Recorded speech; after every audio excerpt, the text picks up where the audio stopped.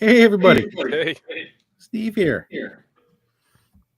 It's good to see everybody. Good morning. Good morning, good evening, good afternoon, wherever you're Good at noon. in the world. Yeah, it's actually noon. Where you're at in the world, we're glad you're here with us. We are going to have a good time today. We're going to take some Doctor Who controversial ideas and thoughts and topics, and we're going to go ahead and we're going to hash them out here. Maybe they are controversial. Maybe they're just goofy. I scoured the internet far and wide to get these. I went to Reddit. I went through YouTube. I even hit some AI chat bots and had them scour for me. And I came up with 20 good topics I think we'll talk about. If we get through all of them, great. If not, we'll save them for the next time. If there's a next time. If you guys like this, let me know. And you guys in the chat, play along. If you let us know what you guys think. If you think the topic is controversial or you have an opinion, please let us know. So we can. And speaking of the chat, if you are watching this on the timescales where it is co-streaming, thank you, Steve. Make sure that you are chatting on the channel The Nerd Way. Just take a look at the link that I just dropped in the chat. Click on that. Come over here and join in. Yes. Hello. Hey, hello, DDM. Good to see you. Let's go around the horn real quick and just see how everybody's doing first before we jump into this. Chris, good evening. Hello, boyfriends. Hope everyone's doing okay.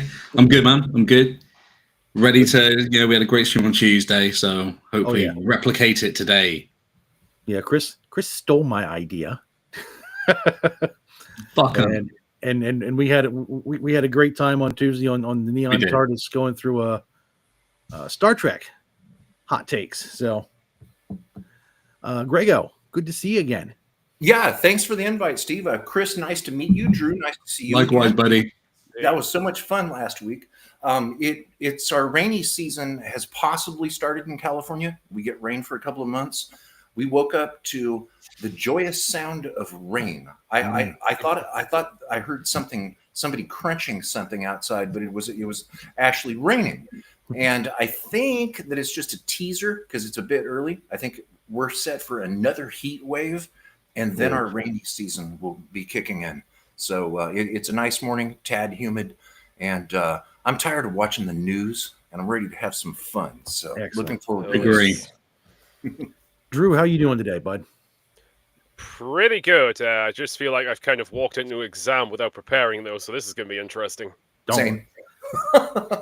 It's opinion. As long as you got an opinion, you're fine. It's not like you got to, study or anything. Although you should study for these things. No. It will account for 50% of your marks. Exactly. So here we have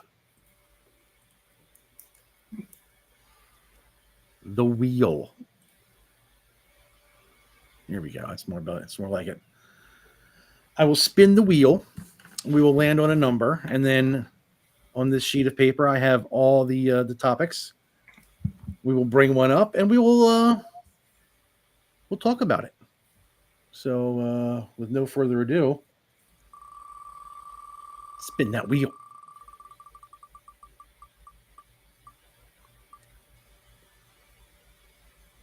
Okay. Topic number 2. Numero dos.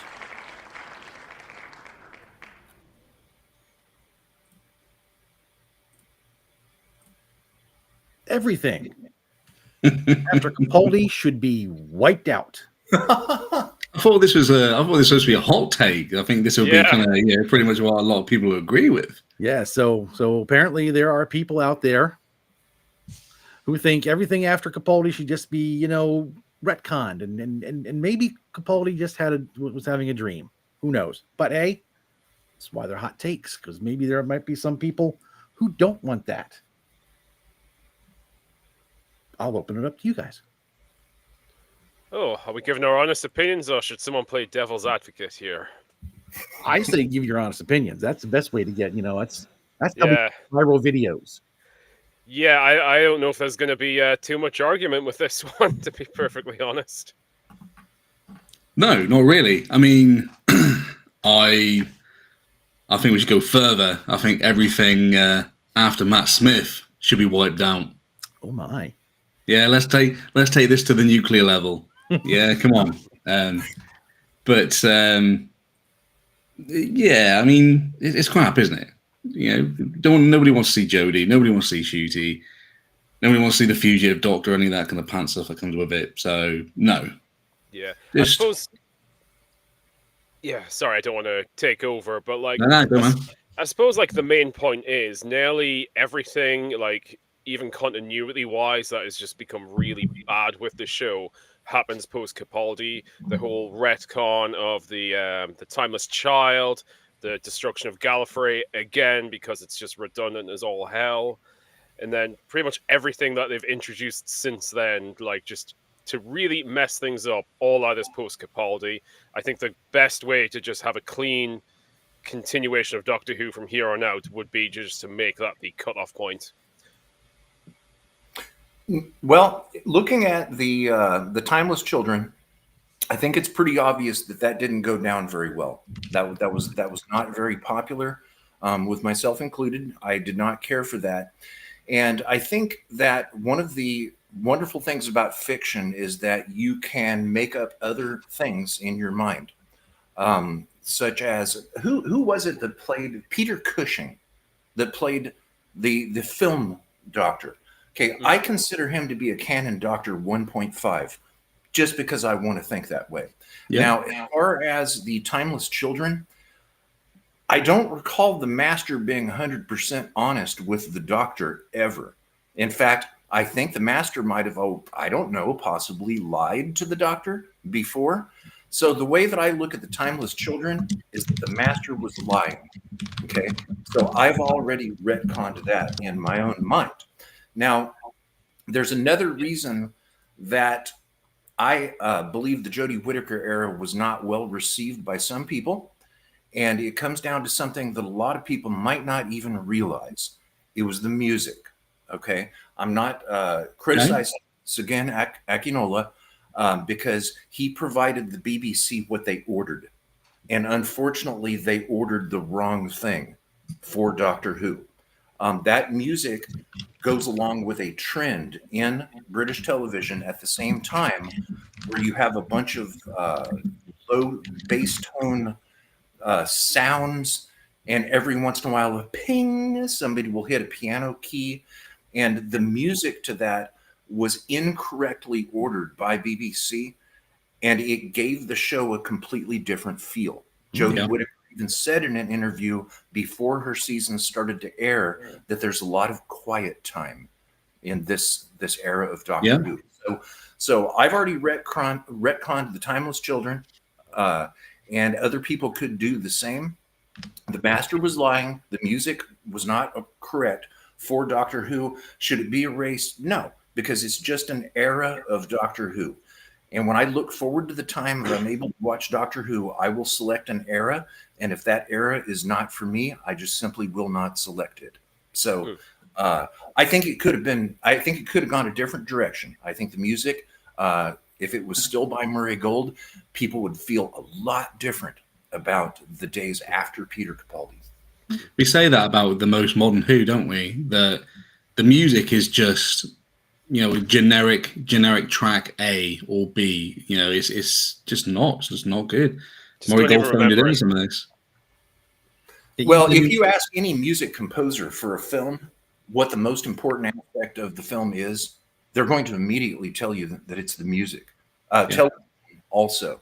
I was just talking to a music supervisor for a new British film this morning. He took care of all of it, and I've interviewed him, Lowell Hammond, out of London, and he has told me to my face that the music is the most important thing.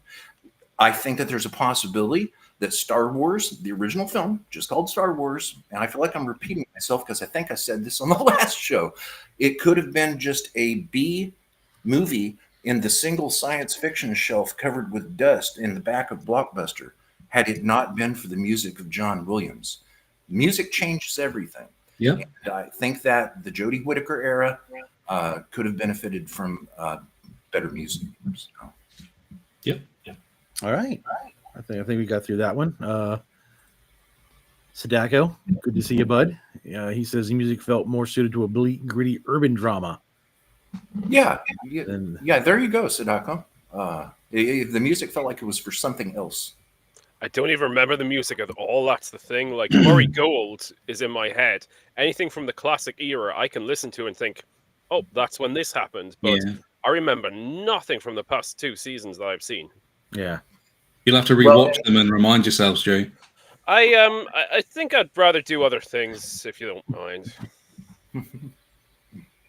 All right, I think we've hashed that out enough. I think we can move on to the next topic. Keep this ball rolling.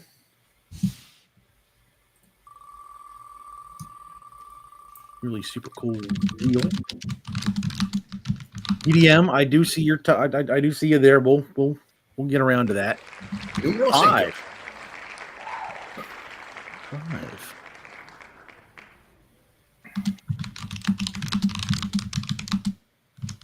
The Dalek should be retired permanently. Well, they have tried that more than once in the show's history. Where did you get these questions, Steve? All over the place. No. That comes down to a rights issue with the estate of Terry Nation, I believe, still to this day. And the Daleks are inextricably tied with Doctor Who, so no. I think they need a rest. Really? They need to, maybe like Doctor Who itself, to be fair. I mean, so that may not necessarily be the answer, but they need to go away for a little bit, and then we think, Daleks won't ever come back, and then bam, towards the end of a season, it's pepper pot time, bitch. I mean, if we are counting the most recent stuff as canon, which I think we're all not, but even if we are counting as that, they haven't actually been around for over 2 seasons now, and I've actually barely noticed because I've just been, too occupied with all the awfulness.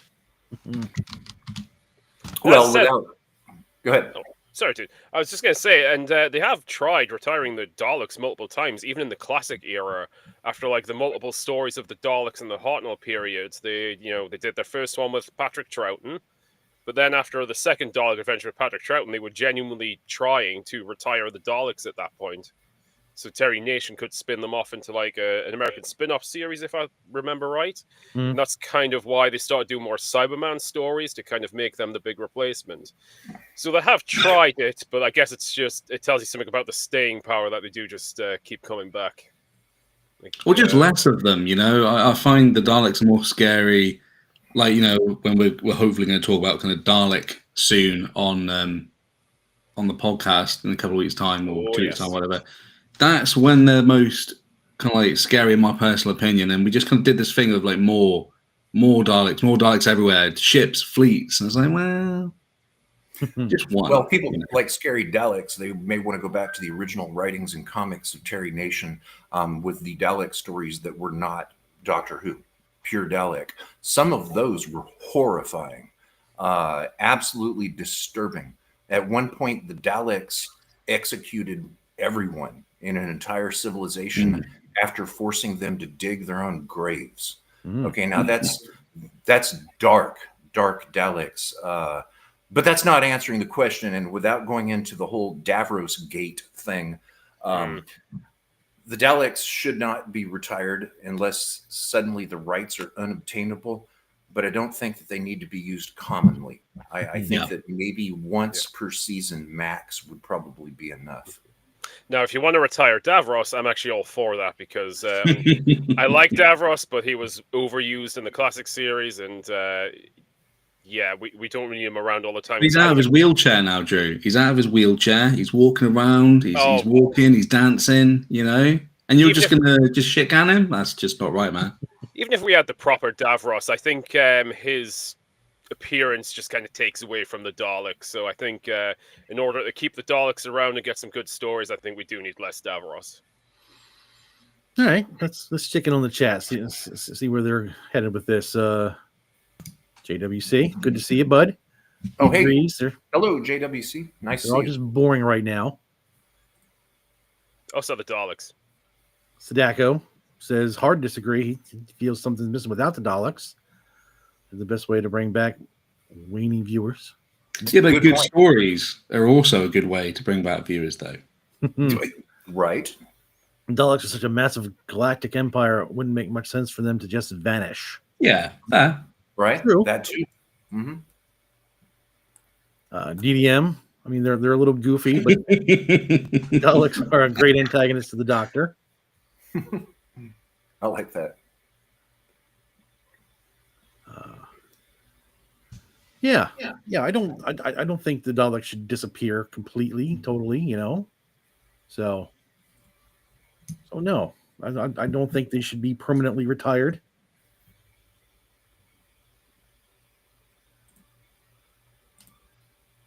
We'll go. Let's find another topic to talk about.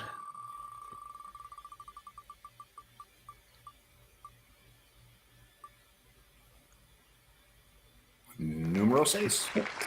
Number 6. That is the Doctor is actually a villain. It seems there are some people on the interwebs that think that the Doctor is actually going around doing too much harm than good. Reddit, I'm betting. Yeah, I do believe I found this on Reddit. Reddit. Well, am I a good man, Clara? There's been times when I could see it being questioned if the Doctor was really doing the right thing. I've thought of that before. I can't really put my finger on a story right now, but I've seen this raised before, not in this exact verbiage, but I have seen discussions in fandom how the Doctor caused more harm than good. But in that context, I don't believe it was intentional. So as far as answering this question with a simple yes or no, I'm going to say no. The Doctor is not a villain. Okay. Yeah, he has fallen on more than one occasion, even in the classic era. He's done things which are questionable and consequences he's had to deal with. But I think if we're looking at it on a whole balance, he has saved the universe many, many, many times. Yeah, it just wouldn't make sense, would it? As like some kind of edgy reveal. I mean, don't tell RTD that. I mean, that's the next series kind of written up then, isn't it? But it just doesn't make sense, does it? To be honest, the closest I think the Doctor has gotten to a villain was the last one, because didn't he just fundamentally change all of reality for very selfish reasons? He just murdered people, Drew, just throughout two series. Just nah. Straight white male. Doesn't look good for you, pal. Yeah. Sadako says, very rarely is he a villain. The only examples would be an Unearthly Child, the Invasion Time, Twin Dilemma, and Mind Warp. I'd say Mind Warp and Twin Dilemma, he was kind of under some mental complications at the time. One, he'd been freshly regenerated. In the other, he had his brains kind of scrambled by the technology there. An Unearthly Child, this is honestly mine and Matthew, one of my friend's favorite scenes of the first Doctor. He almost beats a caveman's head in with a rock. And his companions ask him, wait, what's going on? He's like, oh, I wanted to write out directions or something. He almost murdered a guy, and me and my friend had a little joke that's how he initially escaped Gallifrey, by just clogging someone over the head with a big stone. Yeah. And of course, he didn't steal the TARDIS; he borrowed it to save a companion. And with Sadako's comment there on the Unearthly Child, which one? Because there were two considerably different pilots, which I know England doesn't have the concept of a pilot episode. That's what we call it here. But there was a darker version of the original William Hartnell Doctor, which was not aired. I think there's actually 3 versions of that. So he was a little. It seemed like it took a while for a couple of retakes for them to get the persona portrayed as desired with the unearthly child. He did take some pretty ruthless actions in that, but it was in the interests of self-preservation that he did abduct the two teachers. But I'd say it's complicated. I think he was definitely more ruthless, but I would never say like an out-and-out villain. Okay.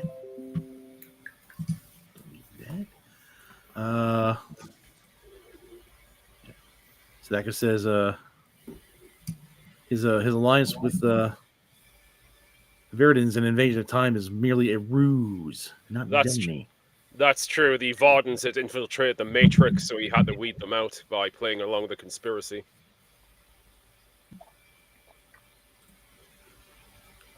Sadako says the broadcast pilot is darker, but I wouldn't consider it canon. Well, there you go, Sadako. See, we as consumers can use our own imaginations, and we can decide what's canon and what's not. And every time that we make a decision like that as a fan, we're right. Got your own head canon. I understand. Indeed. Yeah, they're a good way of putting it.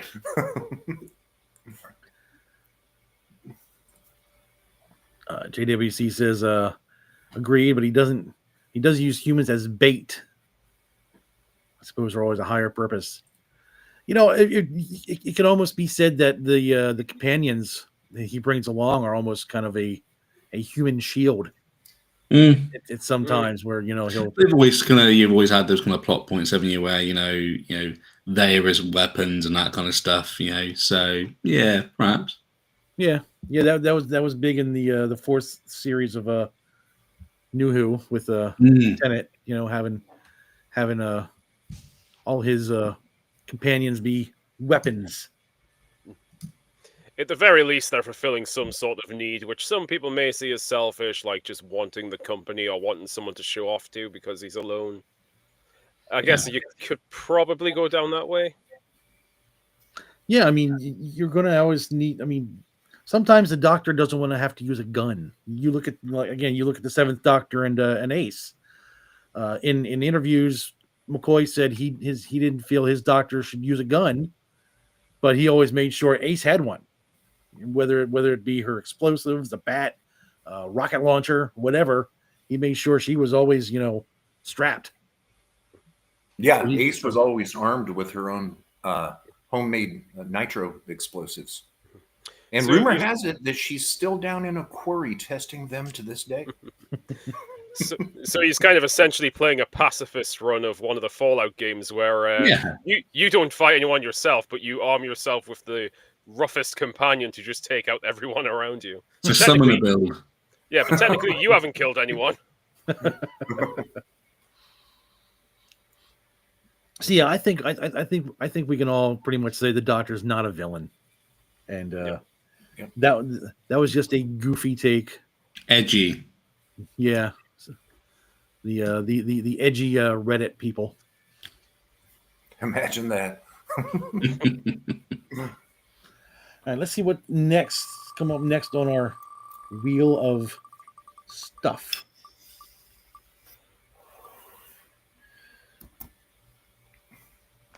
Number 10.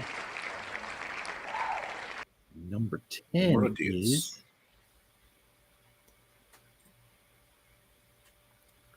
the 13th Doctor makes the show fun again. All the other Doctors were too grumpy. Okay, I already have an opinion on that, but let's go over to England first.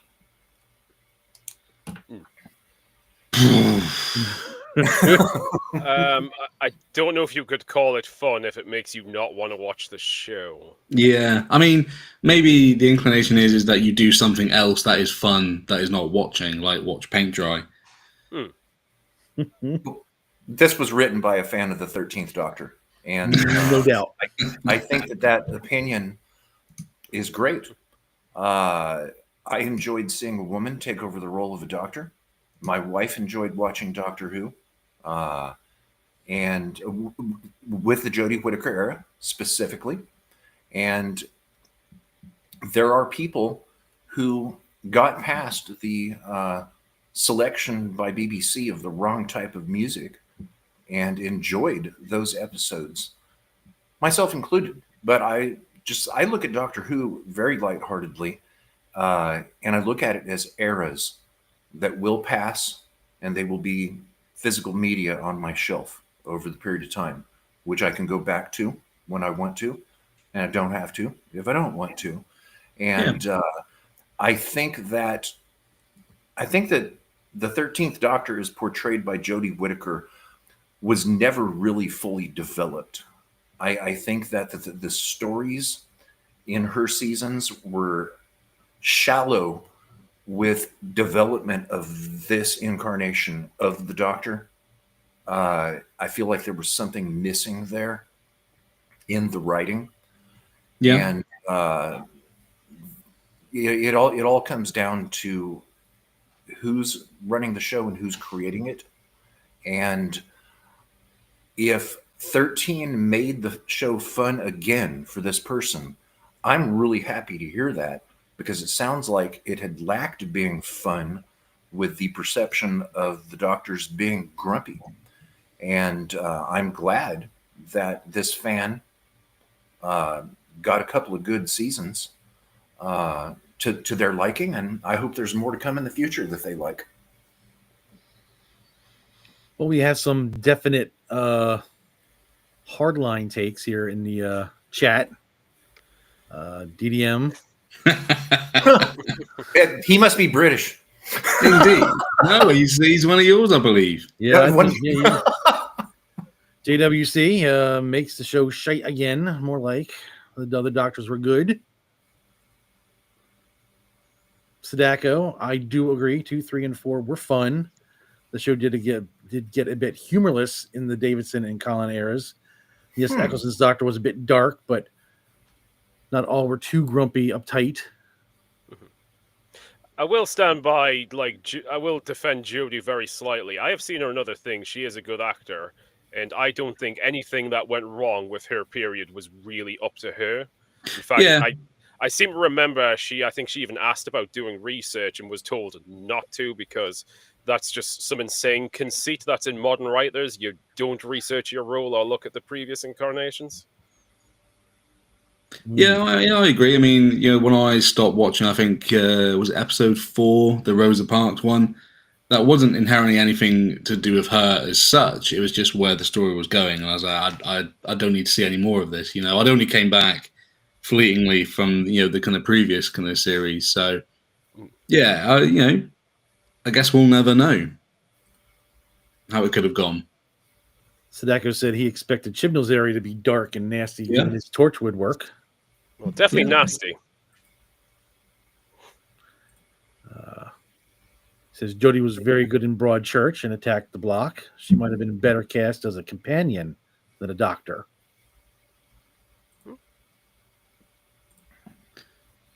And DDM wishes he was British. Not at the moment.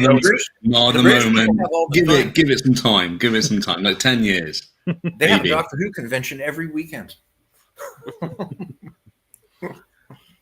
For now, until the vans come in. No, come on, shut this down. All right.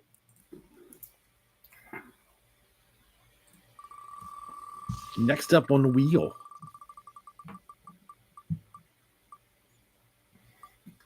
Oh.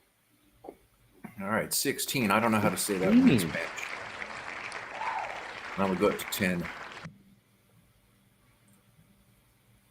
16. What do we have? Big Finish is better than the TV shows. Some of them, definitely. Yeah. I couldn't blanket say Big Finish is better than the TV show Doctor Who, but there are Big Finish stories that are far superior to some of the stuff that they show on screen.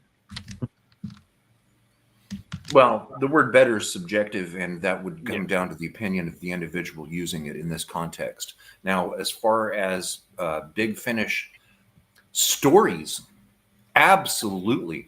There have been some Big Finish stories that are superior, in my opinion, to the TV shows. Spare Parts comes to mind.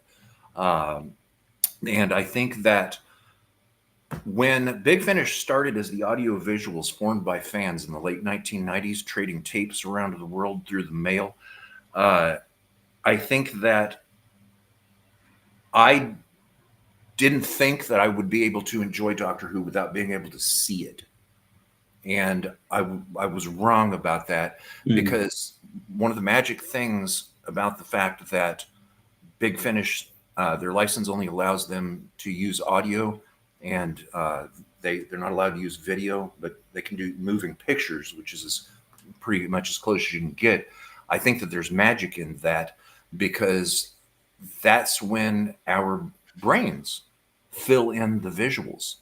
And an example is that a Doctor Who fan that goes by the handle Doctor Who in the Mid-Journey used AI to create a beautiful 5-minute example of Spare Parts, one of my favorite Big Finish stories. It is a masterful piece of work.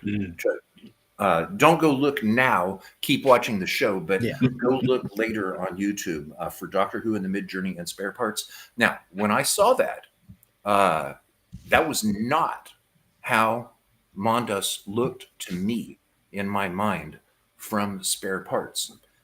And the thing is, we all see those stories differently in our minds from the audio. So in a way, I think that the audio only format could be considered superior, because it requires more imagination while you're enjoying the story. So yes, the answer is yes in ways. Sadaki says Big Finish is definitely better, or best of Big Finish is definitely better.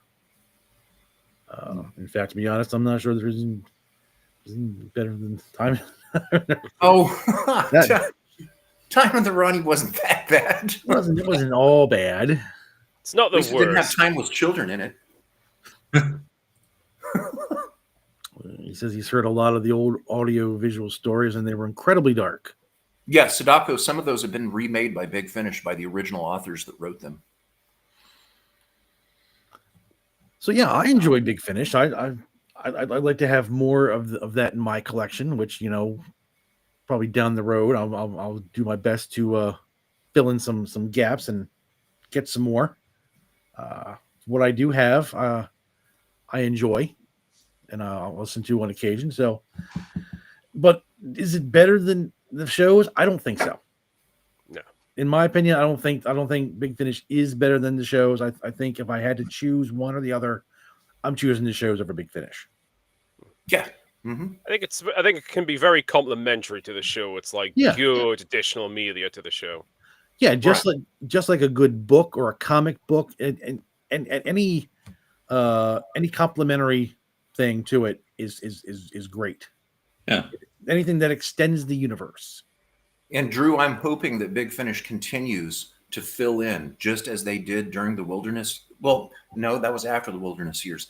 They were briefly for the first part of the aughts, since Doctor Who didn't come back until 2005.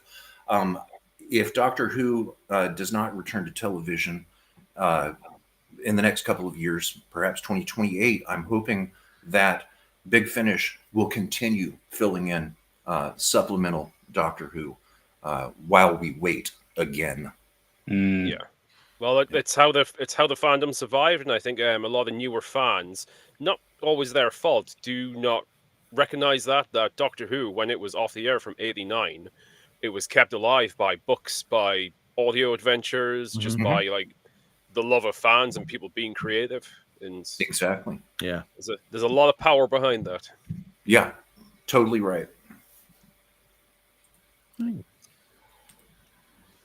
That was pretty good. Yeah, we got through that nice. So far, nothing seems real too controversial. We haven't had anybody, shake a fist at anybody yet. This will be the big one.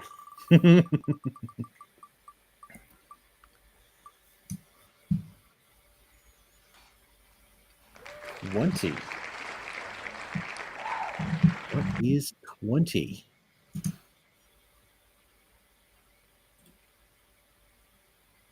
Missy is better than the Master. That's from Reddit, isn't it? Yes. Missy is the master. Yes, Missy is the master, but Missy is a better incarnation, Then what? the male version. Oh, okay. Okay. So this is a gender question then. I guess. I wouldn't have looked at it that way. I think that it's not really a question because it doesn't compare better than what or who very specifically. Now, if we're talking about better than a male actor, no. But are the male actors better than a female actor? No. I don't care what gender the master is, nor the doctor. It's just of no importance to me. I just want a good story to escape into when Doctor Who is on, which is pretty rare, unfortunately. And I can't answer that yes or no because of the wording of it, but I think I disagree. That's pretty much all I have on that one right there. Yeah, for what it's worth, I do love Michelle Gomez. I think she's fantastic. I've seen her in a lot of stuff, but I'm not the biggest fan of Missy, and it's just I don't really like the character, and she's fine. But if you're comparing her to like my favorite Roger Delgado in the Pertwee era, it's just there's just no competition there at all. Yeah, no, right. I agree. Yeah, we just covered the Masters. That you're right. Mm-hmm. Yeah, I agree. It just didn't feel right, to be honest. I mean, maybe it was just kind of how it was all being kind of just thrown at me, but I just wasn't a fan, to be honest. You know, they did the big reveal, and you kind of sensed that's the direction it was going to go. It wasn't kind of really much of a surprise kind of moment. So no, no. Unfortunately.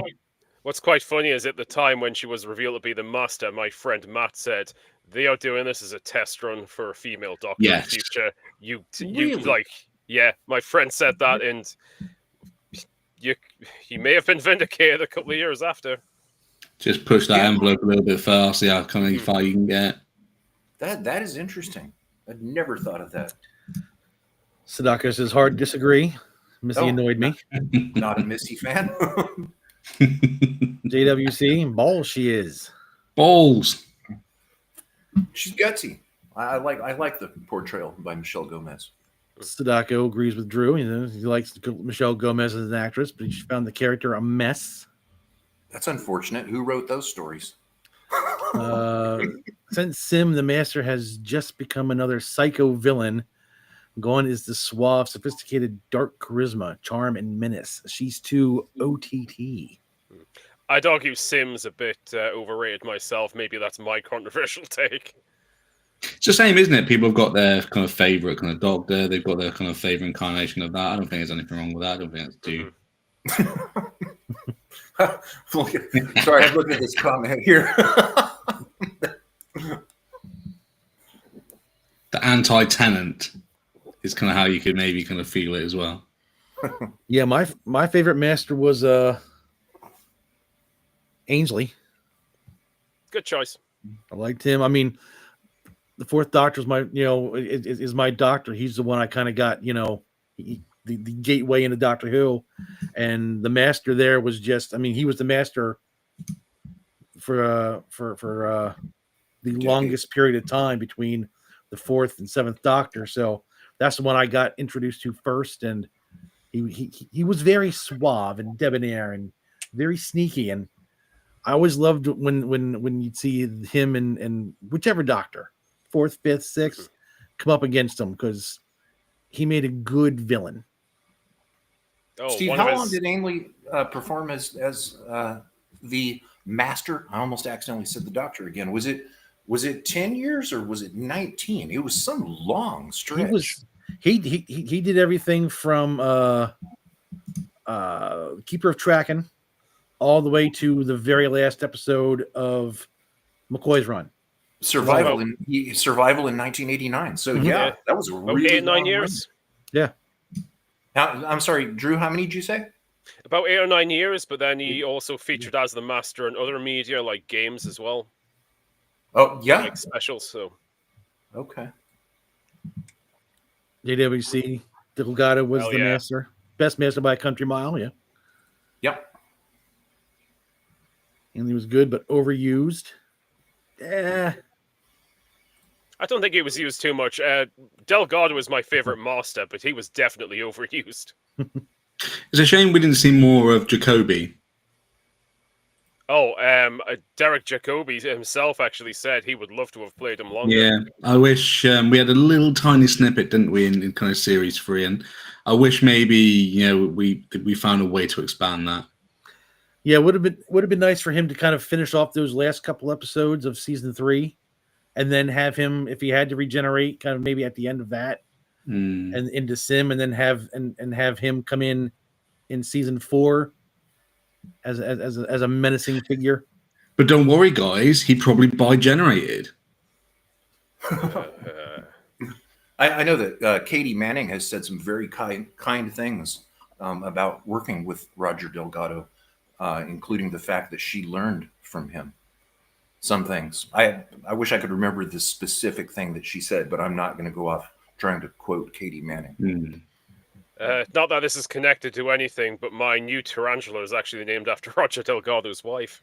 Nice. What?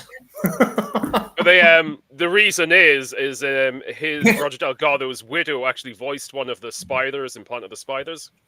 Oh, John Pertwee's final story, so it's just like a weird, obscure reference. Insert the surprised blinking guy meme. Yeah.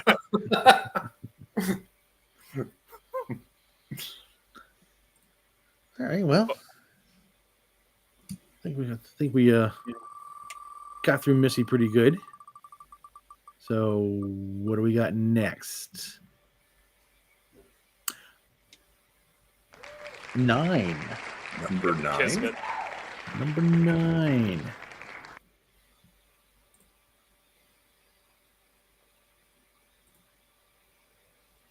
Capaldi is the worst New Who Doctor. Oh no. Oh, yeah. I mean that would be considered unpopular. This again is a Reddit find. It's just the go-to, isn't it? Yeah, it's Reddit assholes. No, I don't think so. I definitely don't think so. I'm not a fan of his series, but I think like many kind of I understood that he was a fantastic actor. I mean, I'm very much more of a fan of kind of Malcolm Tucker than I am kind of is running the Doctor. But he did everything that he could with what he had. I think so. I always try and when I'm shitting all over his series, I always try and kind of have that in mind that he is a good actor and he did what he could. I don't know. I think he elevated a lot of crap, to be honest. Like there are some bad stories there, but he made things more watchable. Well, whoever wrote this is just trolling, and they know it's not true. I put Peter Capaldi right up there with Tom Baker. So, nope. It's Lex Luthor's typing monkeys. They're there kind of powering Reddit. Yeah, Reddit will let anybody on there apparently. Sadako didn't warm up to Capaldi at first, but he really impressed him as the era went on. So it's good to know. I thought Capaldi was great from day one. I was excited to see him. I thought he brought a very different kind of energy to Doctor Who that hadn't been seen with Tennant or Smith. An older Doctor, somebody who could have a little more weight to him. A little more How can you gravitas. say that? I mean, I'm sorry, Steve, I'm sniping the chat, but kind of Sparta Chris kind of puts it. How the fuck, objectively would that not be Jodie Whittaker? If you ask me, it's the last one. It's Shooty. Isn't that considered? What was it, Steve? Was it we were saying? Isn't that what's the terminology? It's not New Who. What is it? Neo Who. Yeah. I guess. See? Well, I'm The more you know, Drew. We've compartmentalized it into its own kind of filing cabinet of shit. Some people might call that cope. Yeah. Oh, Correct. sorry. Yeah, DDM says the only criticism I have for Capaldi is that he's a bit too grumpy and serious. Every doctor should have a balance of seriousness and silly whimsy. Yeah, I think He did, didn't he? He had his moments. For his first season, I think he was a bit grumpy, but I think He had like the guitar. But in 10 and 11, I think he got a little. I think he mellowed out a little bit. He still had his grumpy moments, but I think it was intentional as well to sort of show how different he was from Smith's doctor. Like it's meant to be a shock to the system. yeah. JWC says, "Well, that's Bullocks. Whitaker and Scott was staying. Capaldi had some weak stories, but in Heaven Sent, he created a contender for the best story in New Who." Best performances. Yeah, JWC Reviews is totally correct about that. Very, very well put.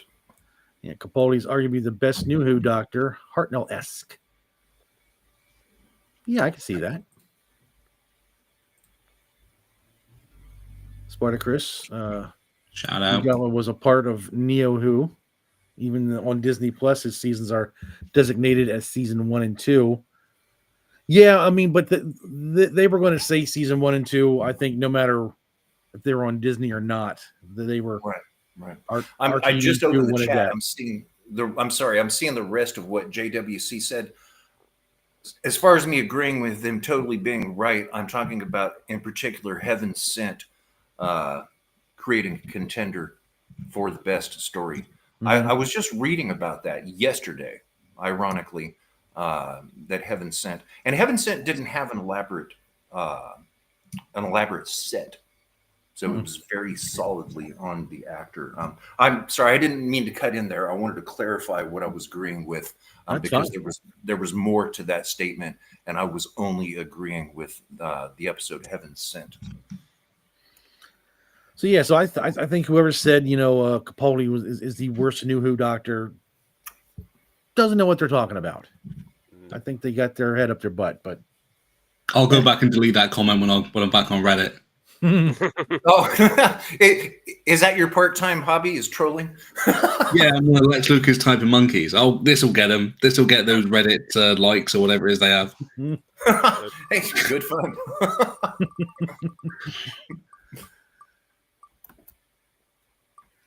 Oh, so close to number 1 then. 14. I'm going to take a look at 14 and see what that says. The Paradigm Daleks need a second chance. Awful designs. Here, let me grab my Paradigm Dalek here. Well, I don't need to do that. Everybody knows what those are. They're fine. And they created a lot of collectibles. Yeah, the big chunky Power Ranger looking Daleks, each coming out in a different color. At first when they first showed up, I wasn't quite sure what to make of them. They're not bad, but I don't know if they're as good as the regular Daleks. This after design, JWC's comment. This is perfect. This design here, like just the shape of it, the symmetry, it's a piece of art. That's the one I have, Drew. Is that not a Paradigm Dalek? No. This is the Paradigm Daleks are the ones from what was it? It was the Matt Smith story where they resurrect and you get the new chunkier ones. Okay, Yeah. I did not know. I need to look that up because I was thinking of the wrong Daleks here. No, these ones are fine, and even this design took me a little while to get used to because I'm kind of used to the classic sort of shape. But I'm pretty good with this one. Yeah, I have that gold one, and I also have a white one and a yellow one. Yeah, you can't improve on perfection, if you ask me. Maybe I'm just a simp for the Daleks. Oh, those.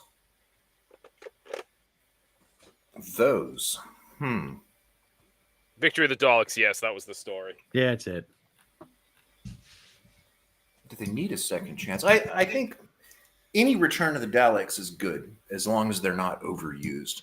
And if it was a Paradigm Dalek that we next saw on television, first of all, I would be really happy that there was a new episode of Doctor Who on television at all. So I wouldn't care if it was a Paradigm Dalek. It wouldn't upset me. But there's been so many different types of Daleks. Pretty much any of them deserve a second chance, and let's just hope that we get a new season of Doctor Who sooner than later. And like I was saying earlier with the Daleks, I think that one episode per season with the Daleks is just fine. Yeah. Obviously, this is just going to come purely down to your personal taste, but I think they're just ugly as sin. Yeah, that's what it is. Oh, coincidence. Were you reading his comment, or did you? I wasn't. Say, well, you just said the same thing that JWC was saying.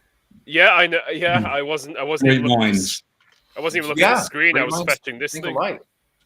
Sadaku says, "Who ate all the pies, Daleks?" Chunky boys. I was thinking that. I was thinking that when kind of Drew was kind of getting them from the shelf. I was like, oh, they're fat. Spartacus says, I'm not entirely against them. No, I think if they were used properly, I think if they would have, not just been one of these reveals and then they're gone type of things, they might have got a little more traction. But once you saw them, they just went away. Now, I think it's season 6 when they're on that Dalek, or is it season 7? We're on the Dalek prison planet. The asylum. The asylum of Daleks. Mm-hmm. You see a couple of them in the Senate. I was excited to see that there was a variation, but that goes back to the collector in me, where I was extremely excited when there were finally Hoth Stormtrooper action figures.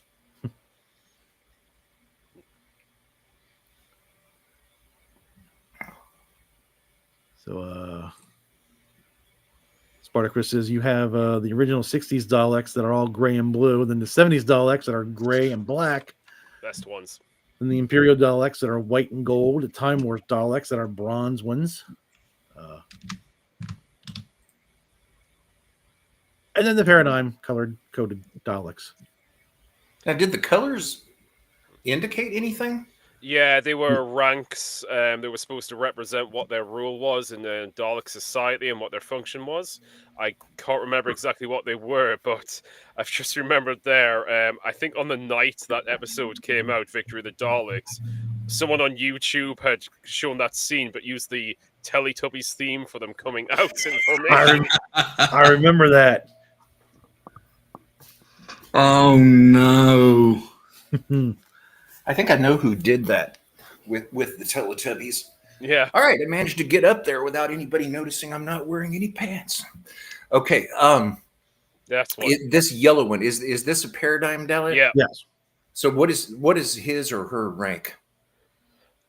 I do not remember. I just remember that they are supposed to represent a certain function that they have.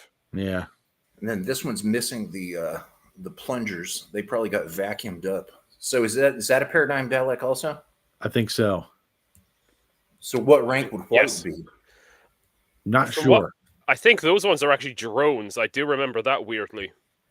The white ones. Okay. But they are supposed to have a plunger and a shooty thing. Yeah, I'm just checking. Okay, I'm just looking at Dalek hierarchy on TARDIS fandom here because I'm kind of curious.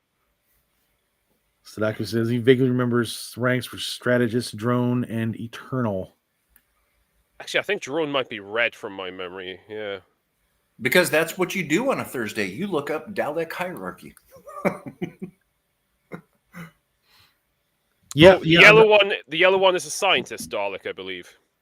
Oh. There you go. Yellow I've one. never seen- It's a what? Scientist. Oh, he's a scientist. Yeah. Well, that's awesome. Okay. Yeah, I remember some of these Daleks in the Pandorica opens. Well, I will look at this one differently on my shelf now. Thank you, Drew. Oh, thank TARDIS Wiki.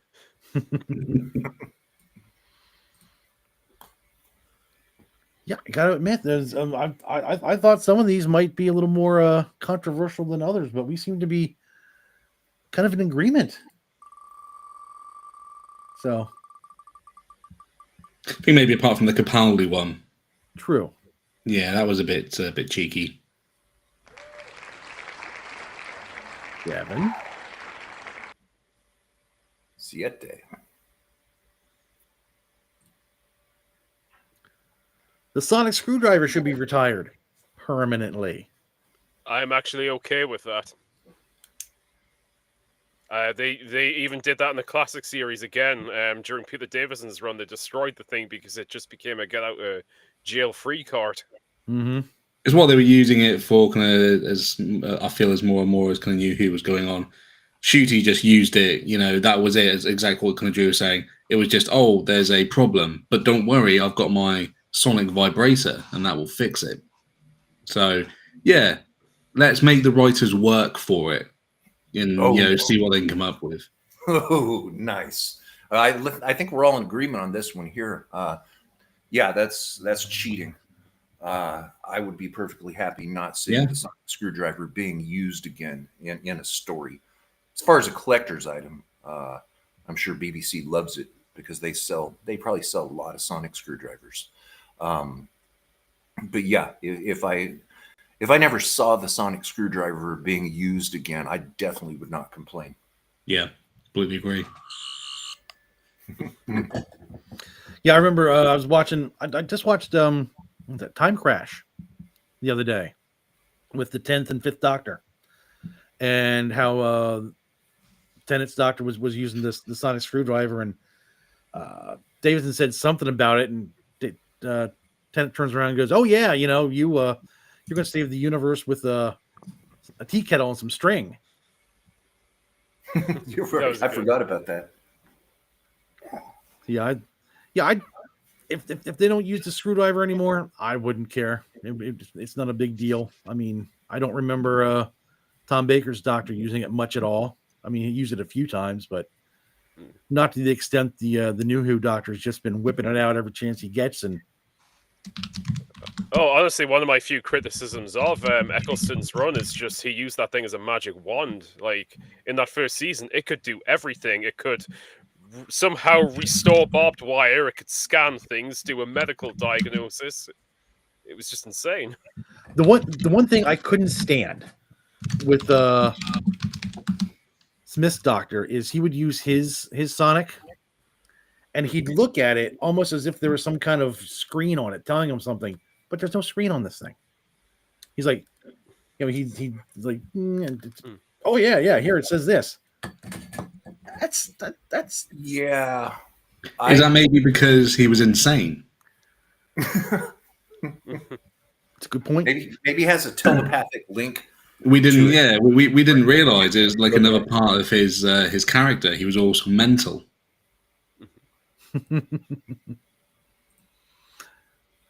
JW agrees. It was the same. It was the thing about of its time. Too easy to get out of situations with it. They retired K9 for the same reason.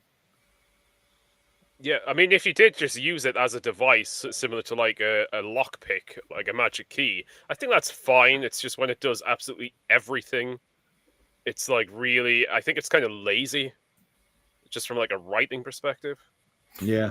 Wow. So that, because I think it would be fun if it was just used purely as a sonic screwdriver, but the new series treats it like a magic wand. Well, yeah. in the 50th anniversary, the War Doctor, smacks them down for aiming them like guns. He's like, it's a scientific instrument, not a water pistol. No doubt. Yeah, So, Drew, it is lazy on the from a writer, and I like Chris's comment that make the writers work. Yeah. Yeah. They can't be trusted. One of my few hopes in Woman Who Fell to Earth was that Jodie's screwdriver seemed faulty which made me hope it would be a reliable fix to be. Well, remembering the design of Jody's sonic screwdriver, I think it served other purposes. Fan. Yeah, that really that struck me as being like, just, are you serious? What? No. Spartacus says Matt Smith's sonic screwdriver did work by telepathic means, so it may be sent the information to his mind. Yeah, he or she's right. And going back to what JWC Reviews said before, yeah, I could see that with the TARDIS, or with the screwdriver not being reliable, sort of like the TARDIS not always going exactly where the Doctor intended, where or when. Tennant's return sonic was worse than the 60th, which is able to create a shield to deflect energy bolts. Yeah, I remember watching that, thinking that was just bull. It may as well be a lantern ring at that point.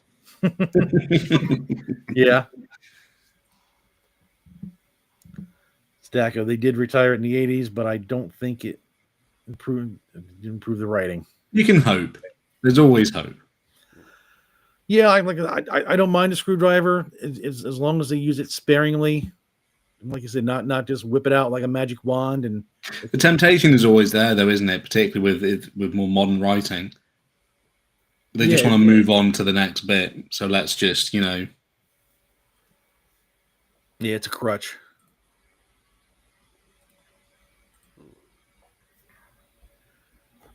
All right, what do we got next on the big wheel? The big wheel of not so controversial.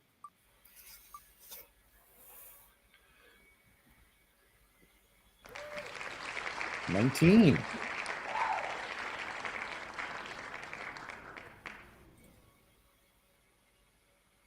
No. Chris Chibnall improved the show. Oh, did he though? Did he really? Oh, Reddit. Yeah. Another. It's incredible how you guys can pick out the Reddit ones. Yeah, as soon as you get on Reddit, there's a visible drop in IQ levels. And not criticizing who has presented this question, but he wrote some good stories. I enjoyed some of them. I think the Timeless Child might have just been a mistake, but I think each showrunner and writer, all too often the same, have brought improvements to areas of Doctor Who. And in fairness to Chris Chibnall, I would have to say yes. Not overall. I would not, but this is it's a pretty short question with little context. He did bring improvements. Now, were they overall in the best interest of the show? I don't believe so. But give credit where credit's due, at least. The Chibnall era wasn't all bad. I just feel his lasting legacy is going to be the Timeless Child, and I think that's just such a stain. I find it hard to kind of look beyond that, even some of the potentially better moments. But again, might be just a personal issue. Yeah. Well, you're not alone in that thinking. I think that anytime I see the name Chibnall, that's the first thing that comes to my mind, and it makes me wonder how was that even approved? Didn't someone in the Doctor Who franchise read this first and realize, wait a second, no, somebody should have said no to that, and I'm really surprised that it somehow made it onto our screens. I think you'll always be remembered for the last kind of thing that you did. RTD, and RTD's admitted that now, isn't he? He's trying to cope, saying, well, people won't remember me for Doctor Who anymore. Like, oh, they will, just not for the reason you think. And I feel Chibbers is the same way. He may have done some good things. I need to rewatch most of that anyway. I think sometimes when I look at these episodes, and I'm talking from an older kind of viewpoint, but he'll always be remembered as the Timeless Child guy. You know, oh, you remember him? You know, the guy that fucked it all up. So, you know, it's kind of his fault. I do kind of agree with people that say The Timeless Child just seemed to be a big middle finger to all you kind of long-serving kind of classic and, you know, the whole kind of Who fans. You know, maybe he was feeling the heat or something. I just don't understand why you would do what he did. It just, you know, it was only ever going to upset the fan base. There was no real way you would be able to make that work without saying, you know, gotcha. To be perfectly fair, I have not seen most of his run, like as like showrunner. So maybe there are some gems in there, but it's just that Timeless Child bomb. There's a lot of fallout from that. Spartacus says Chibnall wrote forgettable episodes. He was a drama writer, not a sci-fi adventure writer. Can I ask Did Chibnall do Broadchurch? Yes. Yes. Can I ask Spartacus something about that statement? Let me see on my screen here. Yeah, thank you. Chibnall wrote forgettable episodes. Okay, did Chibnall write any memorable episodes? I haven't seen those eras recently, but does anything come to mind? Did Chibnall write something memorable? Something just. I mean, Timeless Child is memorable. Well, okay, something that is memorable in a positive manner. Yeah, I got you. That was cruel. JWC says, bizarrely, Chibnall wrote his favorite Torchwood episode, Countryside. Not good enough to write for Who. Yeah, I agree. I think he did a better job in Torchwood than he did Doctor Who. Most of his Doctor Who stuff was kind of forgettable. I mean, he did 42 with 10th Doctor and Martha. That was one of the weaker ones of that season. That's one I like Martha, but as a companion, but normally I'll skip that episode on a watch through. So, well, I really liked Martha as a companion. Oh yeah, such a gorgeous actor. Spartacus says the BBC wants to change Doctor Who, and they got that with Chibnall, and later RTD returned. And it's not a change for the better. Sadako, apparently someone involved in the sci-fi merch stores, tried to contact the BBC and begged Chibnall not to do it because they knew it'd kill his sales. Please, I've heard don't do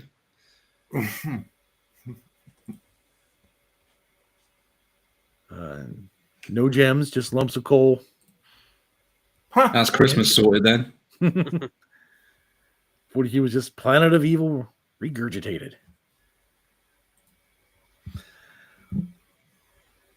So yeah, I don't think he improved Doctor Who at all. I think he was more of a drain. I think he pushed classic fans farther away, and they did not get the audience they were looking for with him.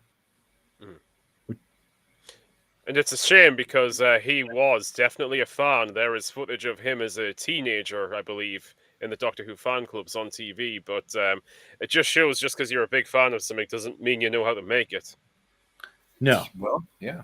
So just remember that as a good ego check, I guess. Keep in mind. An ego check. I'll put that my kind of CV for the BBC to write Doctor Who. I don't know anything, so when you think about it, well, that might be one of the requirements. So you're probably good there. You're never going to believe this, lads. I've only got the job.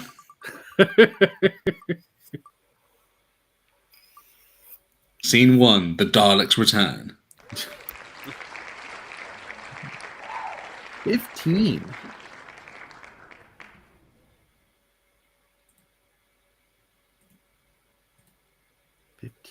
Is 10th Doctor is overrated. I'm going to actually agree with this. So maybe this is where we're going to start throwing fisticuffs. I like the 10th Doctor. I don't think he's bad, but I think in terms of performance, I honestly much prefer Christopher Eccleston and Matt Smith over him. I think there's just moments with both those doctors that just kind of hit a bit differently. And Matt Smith, especially for me, really does give off the ancient soul and a young body kind of vibe. And that's why I personally like Smith more as a doctor. Again, I don't hate 10. I do like him, but I do think maybe just a little bit overrated. Yeah. Well, when I see this question, I'm wondering overrated as compared to which other doctor and why. I'm going to actually abstain from this one with a yes or no, because I would like to see more context in that question to be able to answer it. Yeah, he is. Okay. And it's got nothing to do with kind of the fact he is a very strange character now. It's just on multiple rewatches now. I just prefer Matt Smith. Out of the three, it would be kind of Smith, Chris Eccleston, and then David Tennant. That doesn't mean any of them are bad. There's no bad positioning there, but you feel sometimes there's an element of kind of pantomime a little bit with Tennant. I can't quite put my finger on it. It's like kind of playing to the crowd almost. And like kind of Drew said, kind of Smith just embodies that kind of, kind of trapped soul in a younger body, I wonder maybe if it was just kind of rose-tinted glasses from people back at the time, because it was in its heyday and it exploded, and people look back really, really fondly, and it was good. There's, I'm not saying it's not, but I think maybe when you compare it to some of the other kind of series, maybe he's not quite as good, maybe. But it's all subjective, isn't it? At the end of the day, you like who you like. Yeah, I was in college during his era, and I'll tell you this now: there were a lot of really thirsty people watching Drew was one of them. Yeah. Okay, so Chris, I'm sorry. Go ahead. I know when trying to get my wife to watch this, she compared Tenet to Roger Moore. She's not a big Roger Moore fan when it comes to James Bond, because she said he chews the scenery too much. So that's the way she looks at Tenet. He's just too much. He's just trying too hard, in her opinion. Well, Tenet is when my wife and I really started binge watching every single episode, and she enjoyed it. So I think that if I were to ask her who her favorite doctor is, she might say Matt Smith. But Chris has changed my mind here because he's correct. So instead of abstaining, I will now say yes. And I think that it has to do with the rose-colored glasses. Back then, we were riding the wave. Yeah, everybody was happy. It was awesome, wasn't it? Yeah, there weren't a lot of trolls around back then because we were all enjoying this because of the fact that Doctor Who was back. So I think for that very reason, he could be considered overrated in comparison to the other actors of New Who. So yeah, I can now agree. I'm going to side with Chris on that. Sadaki says he always found him too cocky and came across as adolescent. Yeah. Mm-hmm. Spartacus says, meh, so. I can see it. Maybe not 100% agree. That's fair. Right.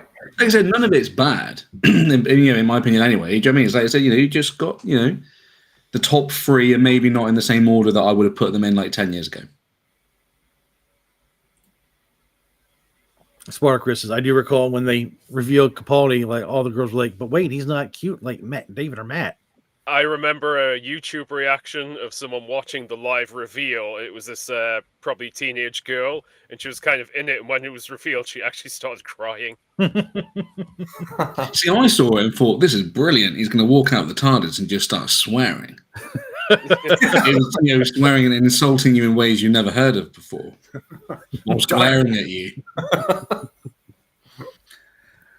That would have been a very interesting way to take the Doctor.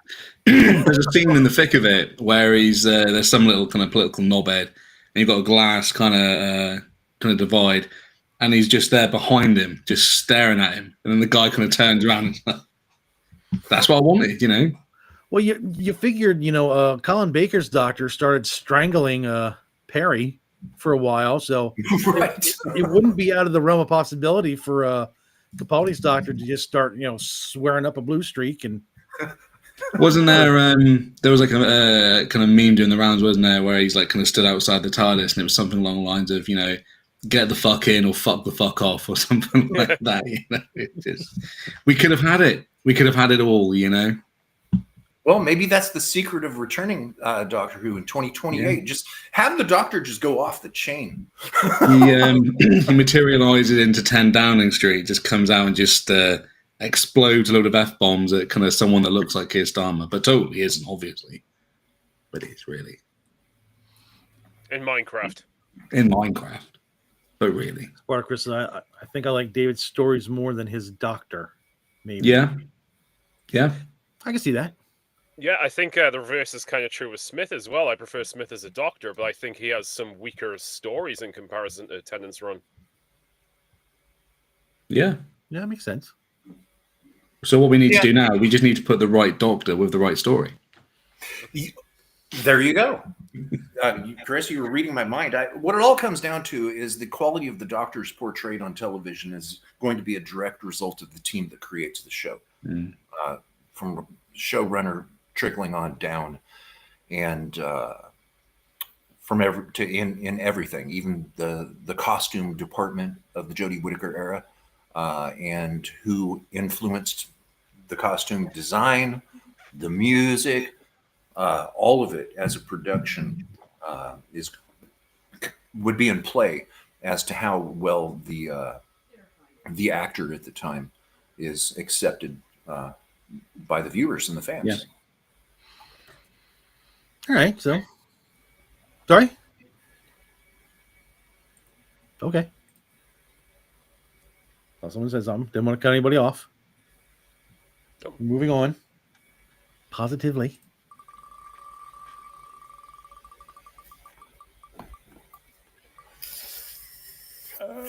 That was close to numero uno right there. That was probably the controversial one. 8. Number 8 is Classic Who is unwatchable.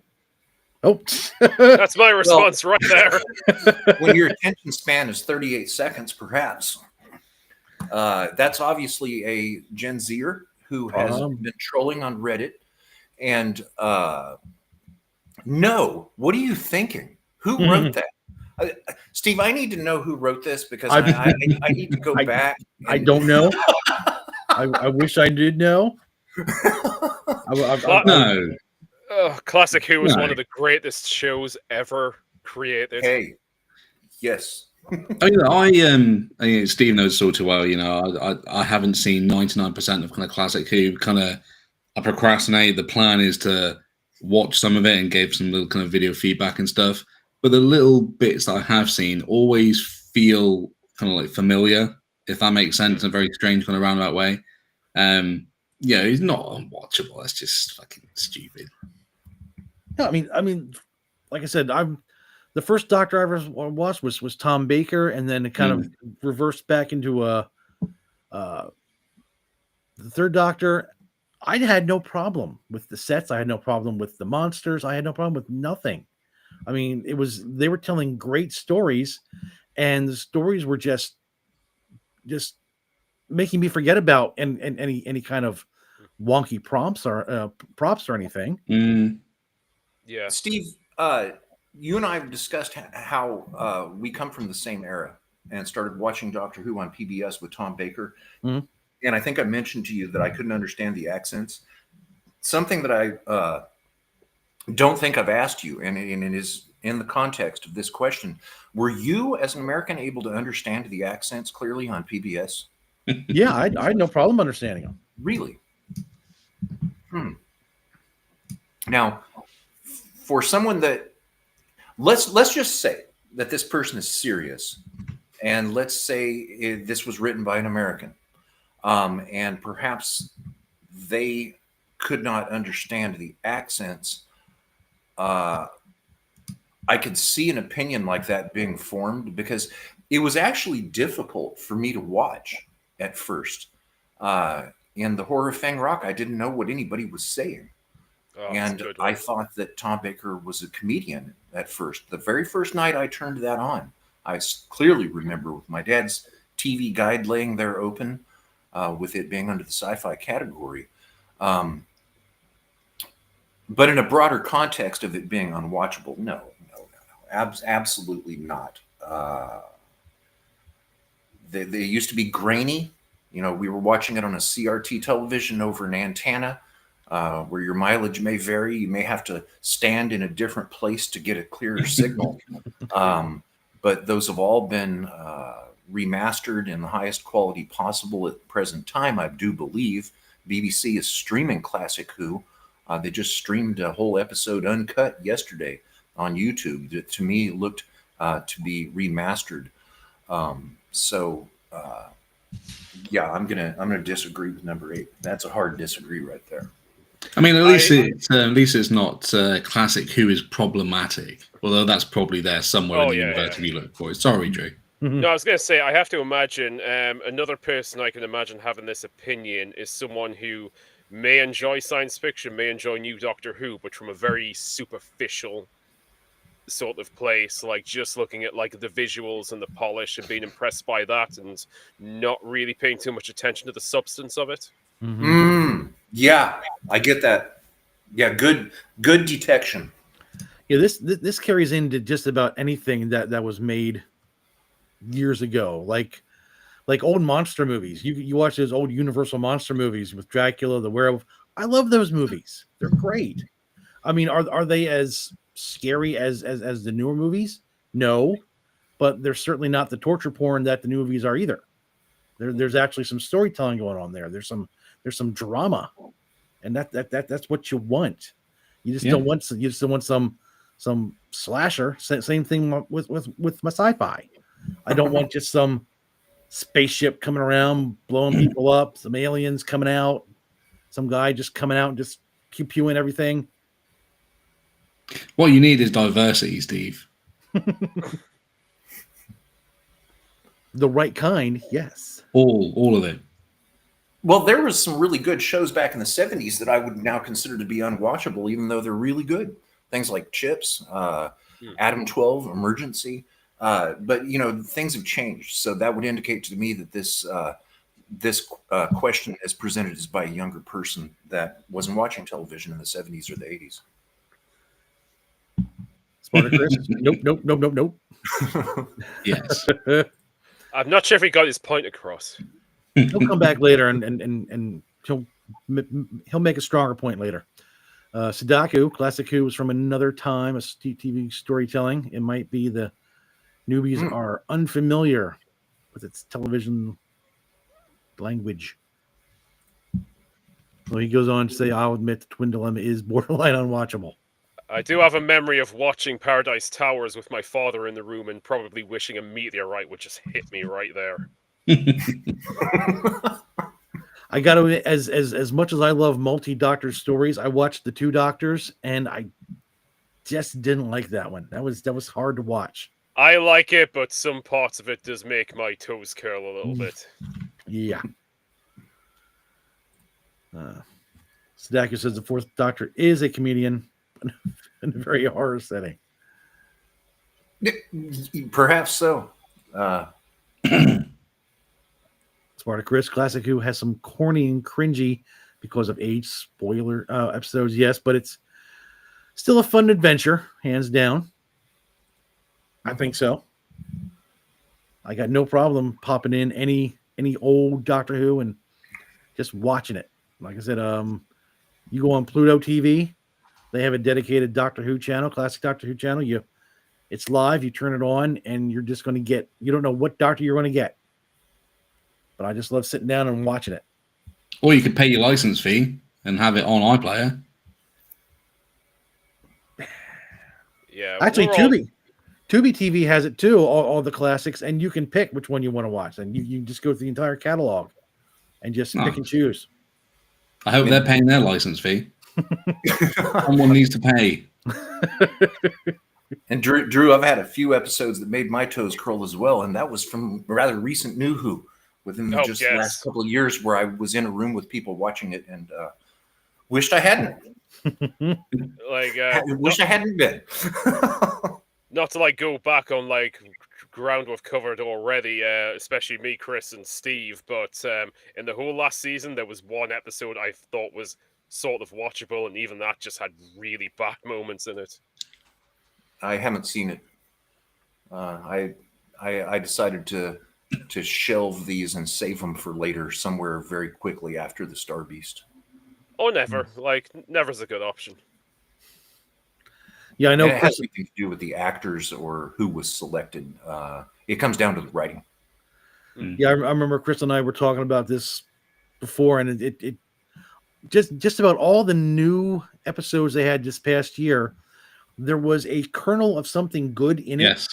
Yeah. But they just made sure they didn't use that, and it was just pushed aside for just stupid reasons.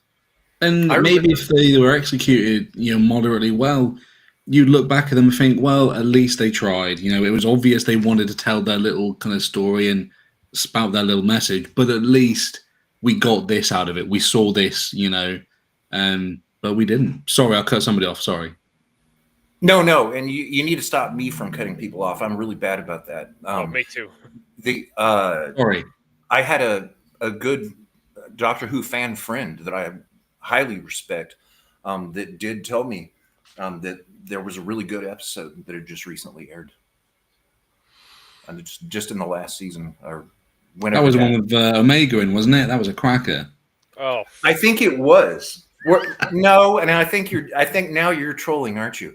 I don't remember which one it was, but I do clearly remember him saying, "Oh, you should watch that. It was really good."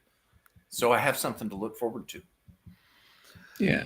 JWC says times may change, but class is permanent. Indeed. Sadako, I strictly only watch 70s Who now. Interesting restriction, but okay. The Robot Revolution, I think, was the only one he liked. Planet of the Incels. I've still got that saved somewhere. That perfect little kind of scene. Sorry, that's another one where the straight white guy has to meet a sticky end. Was the Robot Revolution in the last series? Yeah. Yes. First episode of the last. Yeah, that's why I don't remember that one. I thought you were talking about a classic episode. No, if you're thinking about Robots of Death, that one was fantastic in the Tom Baker era. Yes. Yeah, Robots of Death is a classic top shelf. Oh, top 5 episode, if you ask me. I agree. 4. Numero cuatro. All right. Watch it be about the 4th Doctor. The Doctor should only be a man. Okay. We're gonna be divided on this because I'm gonna say absolutely not. And I will not, my opinion on that will not change. And it's a personal thing. I don't care. I really, really honestly don't give a rat's ass what the gender the Doctor is or the Master. It makes no difference to me. I want a good story that I can escape off into, something that wasn't written by the showrunner, something that has a good quality writer, and it doesn't have to be a Doctor Who writer. Just a good story, a story that is Doctor Who. So as far as the Doctor should only be a man, no. Absolutely not. The Doctor historically has always been a man, except for twice, or was it 3 times? If you're counting comics, I think it's 4. But no. Anyway, and with that, I pass. I didn't know. I think this came up in a little poll you posted one time, Chris. But I'm going to give a similar answer to this. I would prefer the Doctor to be a man because I just think it's a good male role model to have, especially for kids. If you have a good male Doctor, but a female Doctor could work if you just have the right people doing it. And honestly, I think the hypothetical you made was if you could go back and remake Doctor Who with either Ncuti or Jodie, who would you pick? And I picked Jodie because I think it could work, but you have to have like the best people and best of intentions behind it. It's just in this circumstances, they had the absolute worst people working on it. The worst possible. Yeah, and it wasn't Jodie that kind of stopped me watching whatever series it was that she was in when I got to like episode 4. It was the episode itself. When we'd already had a couple of episodes of silliness. I can't kind of quite remember me for the life of them, but when they had the announcement that it was Jodie Whittaker, I was like, fine, and no issue. Kind of Greg was saying, like Drew was saying, it doesn't matter as long as everything else is in alignment, or most of the things are in alignment. But they try to do this, and they were just maybe just hyper focused on the wrong things, and it just fell on its face, and it became a bit of a joke. I kind of get what everyone's saying as well. I mean, let's say that we have a lot of male role models, then yes, absolutely, change it. It's fine. But I think in this kind of dire timeline at the minute where, every main character has to be a strong, independent woman, maybe we should keep the Doctor to be a man for the minute. But if you could, and you could have a, I don't mean this in that kind of sense, but a strong woman that could fit the bill, go for it and do it. But I think Jodie, unfortunately, now has kind of just soured the water now for people that if they try it again, it's going to be difficult to get people to latch onto it again. Interesting. I do remember when it was revealed that the 13th Doctor was going to be performed by a female actor and being just elated, so excited. I think my wife was in the kitchen at the time when I saw that. And I ran in there and said, "You're not going to believe this. The next Doctor is by a woman." So we should have known, though, shouldn't we? The 13th Doctor. They couldn't have picked another number to do this. We couldn't have waited. They got what they deserved. 13th Doctor, very unlucky. Well, she wasn't the 13th because if you take the Timeless Children into consideration, she was the 36th. Fair. But since in our headcanon we don't believe that, then no, we won't. We're the 13th. If you're taking the War Doctor in consideration, she's the 14th. But yeah, they should have tried harder to make sure that the first female Doctor had everything in alignment. But they couldn't resist. We had to do Rosa Parks and all this kind of silliness, and maybe they could have did it properly. I don't know. But I don't suppose. I don't suppose anyone read the old Doctor Who magazine in the 80s because one of the things I remember about, I think maybe 1988, there was actually a lot of discussion back then about potentially a female Doctor. At least speculation. I remember people suggesting like Joanna Lumley. I remember was actually one suggestion there. Okay. It wasn't too long after Sapphire and Steel, if I remember correctly. So yeah. I think she was kind of one thing people were proposing. I just bring this up because I think some people think it's strictly a modern thing, but these discussions have like happened decades before as well. Like it's so I think potentially there could be something, you could make something of it, but as you've said, it's just they really weren't giving it the best chance. I remember they should have got the best. They should have got the best kind of writers for the story. They should have got the best producers, and then say, right, this is it. We are going to convince everybody, even the doubters, we're going to convince them with this series that, we can do this. We can have a female Doctor. And then you get to the end, and you think, yeah, fucking hell, that was a brilliant series. But and Drew, I had no idea in 1988 that there were talks or considerations of the Doctor being acted by a female. It was more fan speculation, but there were articles about it because I used to have a huge collection of the old Doctor Who Monthly, which in my room, being a sad, lonely kid, I would just read through all the time and just reread the comics and the articles. See, we didn't have that here.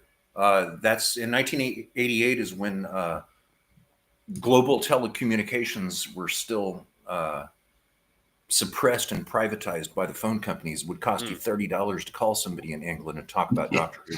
And we didn't have the internet. So I guess it shouldn't come as a surprise that I had never heard of anything like that. And I guess you being British, you would be privy to that.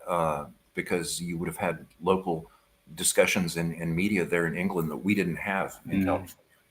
Lumley's a very interesting choice, Drew. And you're kind of saying that, and you think, yeah, you know what, that could have worked. Maybe that's something to take away, Steve, and do like, you know, kind of who, you know, let's, you know, make a successful female doctor. Let's kind of, you know. Yeah, I remember hearing some.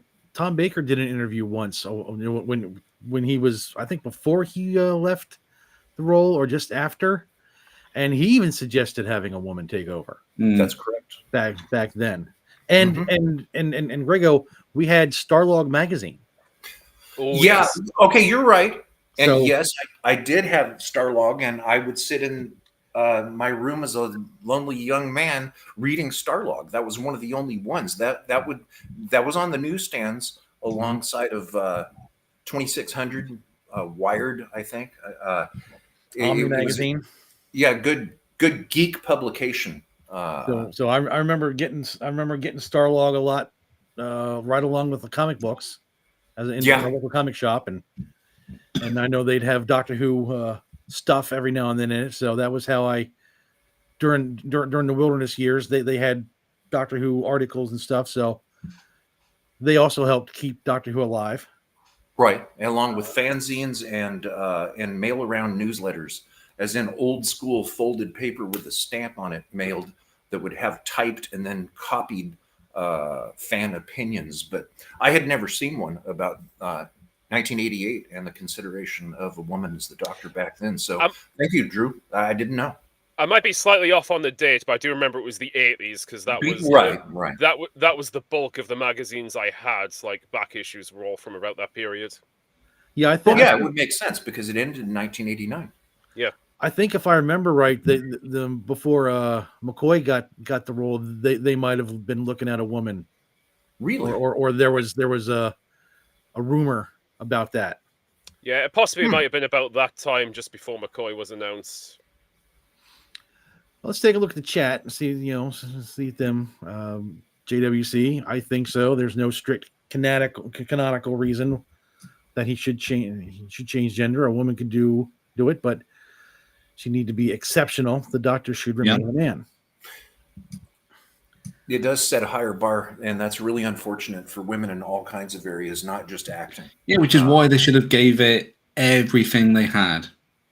You know, they should have made sure there was no kind of margin for error. This was going to be, the best ever series instead of the most messagey series. I know if they wanted to do a female Time Lord, they could have brought back Romana. As divisive as it might have been, they could have brought back Jenny from the Doctor's daughter. There were a number of Time Ladies out there. I mean, you got the Renai back in the end. What's the problem?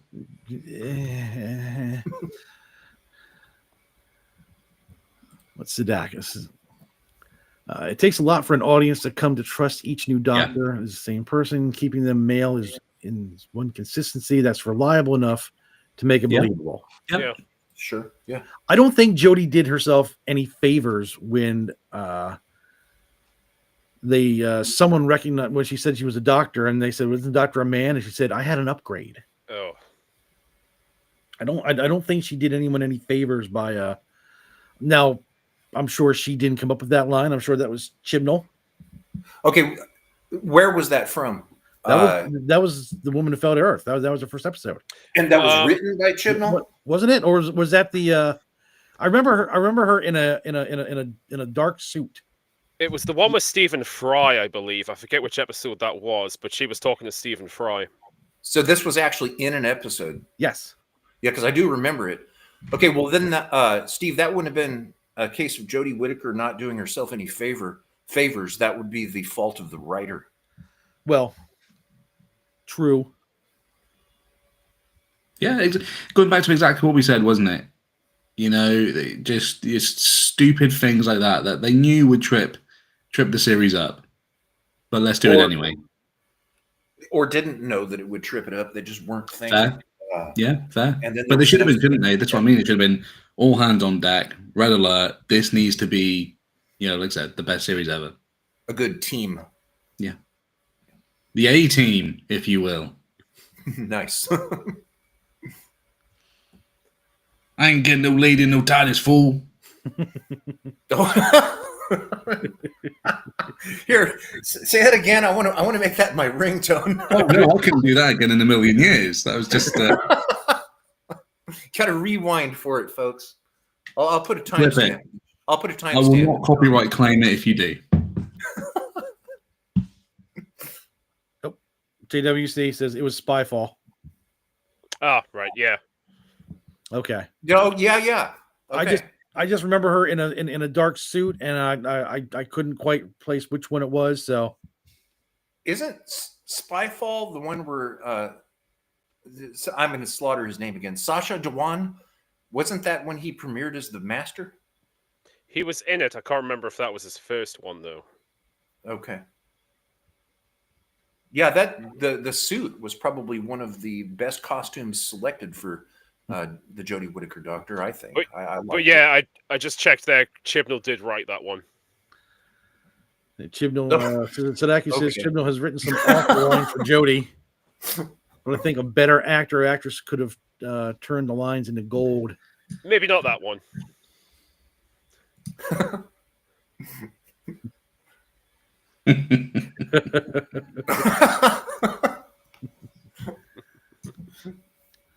That's an A-team reference for people that don't realize it there. I mean, you could just imagine like the TARDIS, but like black and red with like a little spoiler on the back.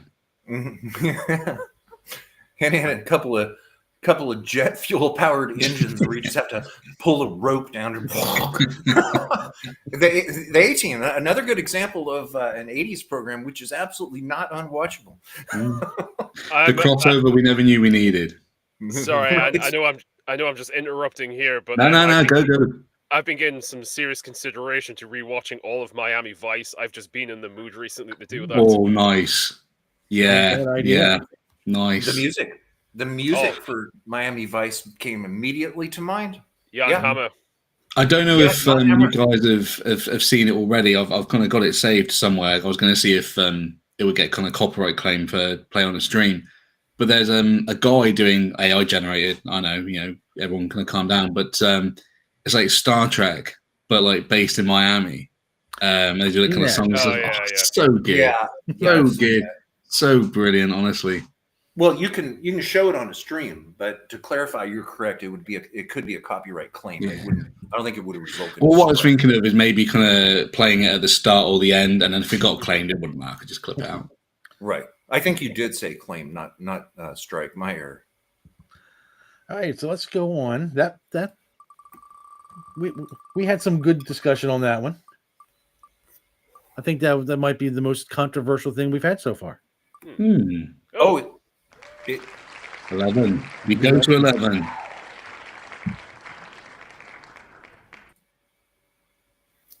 So many buttons to press. The Ninth Doctor is overrated. No. No. I'm sensing a pattern here. Is another one the Eighth Doctor is overrated, etc., etc. Yeah. And that goes back to what Chris just nailed. The rose-colored glasses thing could be a contributing factor to people thinking that the Ninth Doctor is overrated. But I think that if they were actually going to make a Doctor Who spinoff, 2 or 3 come to mind. One would be bringing back Christopher Eccleston for a Ninth Doctor single series, and the same for Paul McGann. Those are 2 doctors who were unfortunately underused. Just the 1996 film, and then only 1 season of The Return with New Who. But both of them are available in Big Finish, fortunately. So as far as the Ninth Doctor being overrated, it's a vague, short question because it doesn't give a comparison. Overrated as compared to what? Because there had been no, and when? Because there had been no New Who until the Ninth Doctor, as performed by Christopher Eccleston, was first seen on our screens in Rose. So overrated? No. No, I don't agree with question 11. Honestly, I think it's just cool kids, isn't it? Just cool kids. Eccleston is the one they just don't, they like the least. So, but at the end of the day, he was the one that kind of brought it back. We talk about his episodes all the time. There's a current theme about him kind of showing the right emotion at the right time. No, I don't think he's overrated. Sorry, Joe, I completely went No, right I by him. was just going to interject. If anything, I think he's underrated as a Doctor because Yeah. going back, rewatching his season, I just it's really cool just seeing how It's a joy. good he actually was. Yeah, it's a joy. There's no kind of like chore episodes. Maybe one or two that you can I can just sit through this. But yeah.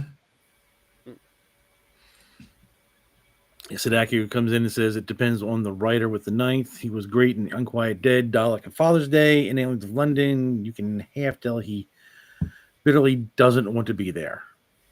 I wonder why. Oddly enough, in an interview I saw, London Aliens of London was the very first episode he filmed.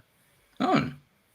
Matter of fact, the scene where he chases the pig is the very first scene he ever filmed. So probably not the best. Very strange. That's right.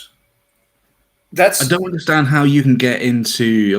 I know nothing of these things, but I can't understand how can you get into the mood or feel for a character when the first scene you act is not the fucking first. I could understand like 2 seasons, 2, 3, 4, but the very first one. I mean, it worked. I mean, but.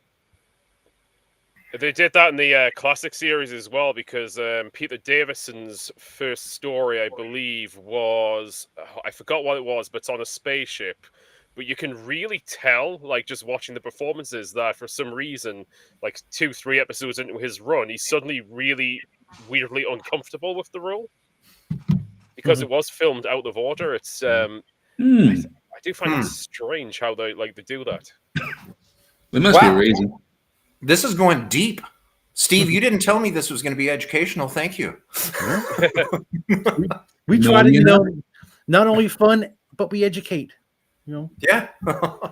we are all things to all people. All right, yeah, I think we can all pretty much agree. Yeah. Eccleston is not overrated. He is a good Doctor. There you go. Hey. OTD can be kind of calm now. Numero uno. All right. Let's find out what number 1 is. The Doctor should have an alien companion again. Yeah, it should be Chanfo. Yeah, of course. Yeah. It could work. I mean, he had plenty of alien companions in Classic Who, but all the companions in New Who have been humans, and not even like a human from like the 1800s. It's all been current day people traveling with the Doctor. Why doesn't let's get really edgy? Let's have him have a Dalek companion. That is really funny, Chris. That's I could see. Wasn't there actually a good Dalek in the Tennant era? Didn't he kind of make friends with a Dalek? Dalek Khan was. Yeah. I mean, wasn't the Dalek in Dalek? I mean, he turned out to be. Didn't he just want to feel the rain or some? I think it was the Dalek in Dalek. Yeah, and then he just like fucking performance by Billy Piper. I think you're right, though. I'm sure there was something with talent as well. I'm probably not right, but someone in the comments below let us know. But yeah, represent. Have diversity. Show the galactic and intergalactic community. Yeah, it's not just us humans. So yeah, absolutely, he should. We just need a ramp for the TARDIS. I mean, I think Shooty's already arranged for that actually, so that may not be a problem. But they all think. The first ever wheelchair-bound companion, and it's not. It's a Dalek. Just because. No, the TARDIS already had a ramp. How else would K9 have gotten in? Yeah, okay. I think we need to go back to the well a bit and get like a Leela-like companion again, where the Doctor wants to talk things through and Leela wants to stab a bitch. Yes. Not a bad idea. Most episodes, really. I mean, most kind of stories could be cut a lot short just by getting, straight to the chase. Yeah, let's see Leela come back and just throw down some bloodbaths. That Dalek committed suicide. There was another Dalek that turned good into the Dalek called Rusty. Oh yeah, Capaldi. Okay. Yeah. Yeah. Yeah, I think Sadako, I think is correct on this. So see, I was wrong, and that was a real fast correction. We've got so we can get a good Dalek can be a companion, easy. Yeah. All right. Or a Dalek that's just against its will restrained. And Yeah. kill. You son of a bitch, you let me out of here, and I'm telling you.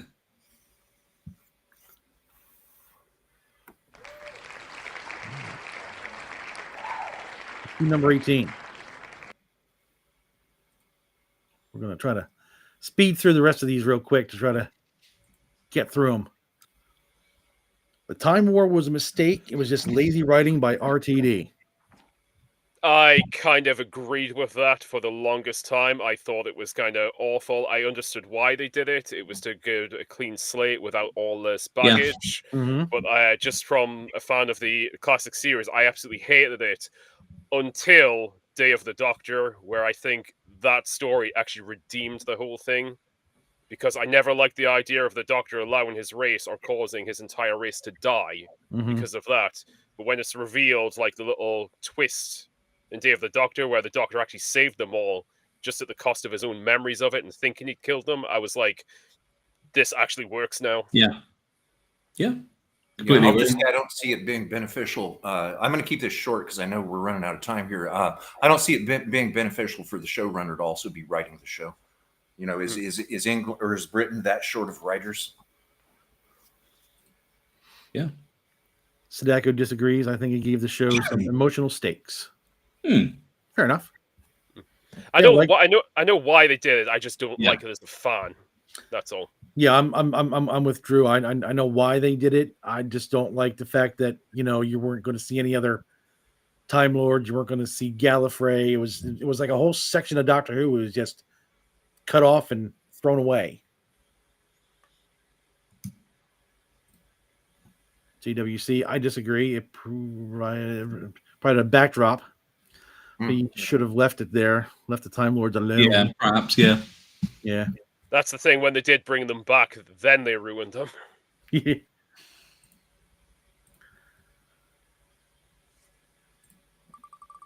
Let's spin this wheel.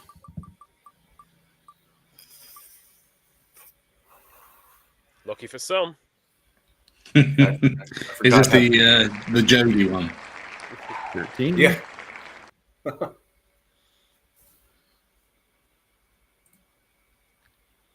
Blink is an overrated episode. Nah, it's pretty damn good. Yeah, it's really damn good. I think. Come on now.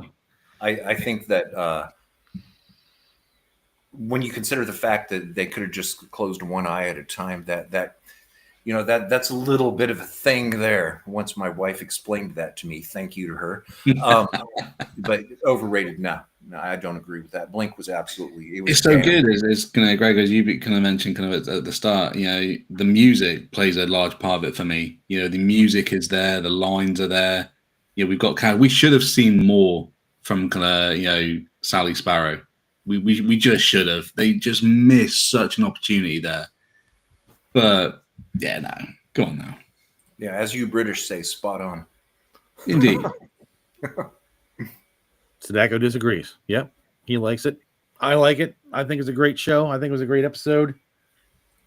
I think we just got some edgelord on Reddit again, just wanting to go stir figure the pot.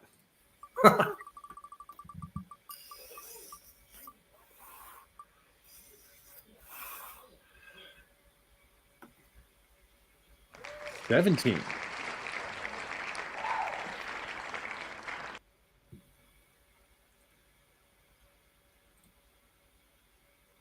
The Deadly Assassin. Oh, Worst no. episode ever. No. That's from Reddit. Yeah, Or it's another one. TikTok. This is another one of those I don't like classic Who fans. They're just. Go ahead, Drew. No, I was gonna say I think there's stuff like questionable, which I probably wouldn't have done myself, like some of the Matrix simulation things. But on the whole, I think it's a good story, and considering the master is a guy in a rubber mask, I think it works surprisingly well. Mm-hmm. Yeah, I always found the Deadly Assassin a highlight of Tom Baker's tenure. I love watching that episode. Mm-hmm. So, yes, Sadako Warriors of the Deep is absolutely appalling. Yeah, Love and Monsters isn't that far behind it.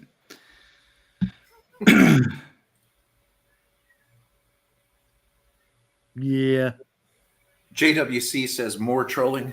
Yeah, bring it on. It makes for good conversations. Exactly. Someone's just trying to be an edgy boy. Yeah. All right. It's 2 left.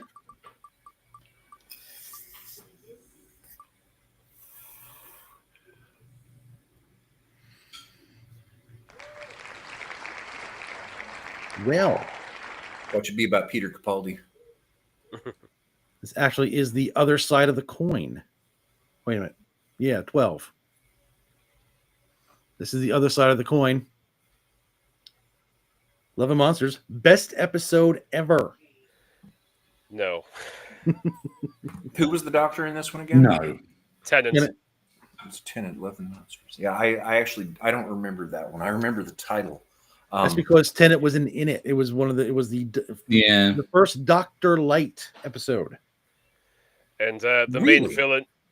Yeah, the main villain in it, I believe it was Peter Kay. He's someone who I do find actually very overrated, especially back then. I was just sick of Completely seeing him and agree. everything. I don't find him funny at all. So, I mean, I don't even think I watched this episode when it went live. You know, when I found out it was Doctorless, had K in it, I was like, yeah, I can skip this week. See you later.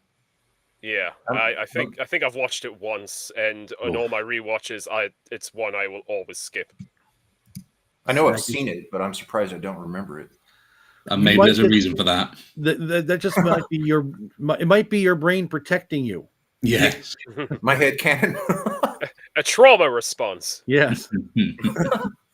Sadaki says there's Jody stories he'd rather watch than Love and Monsters, and I don't blame him. Jody fan there. Cool. The only thing that I really don't like about the rewatch we're doing on Saturdays, we're going to have to watch this eventually. Yep. That's okay, because you can just spend the hour ripping it, can't you? True.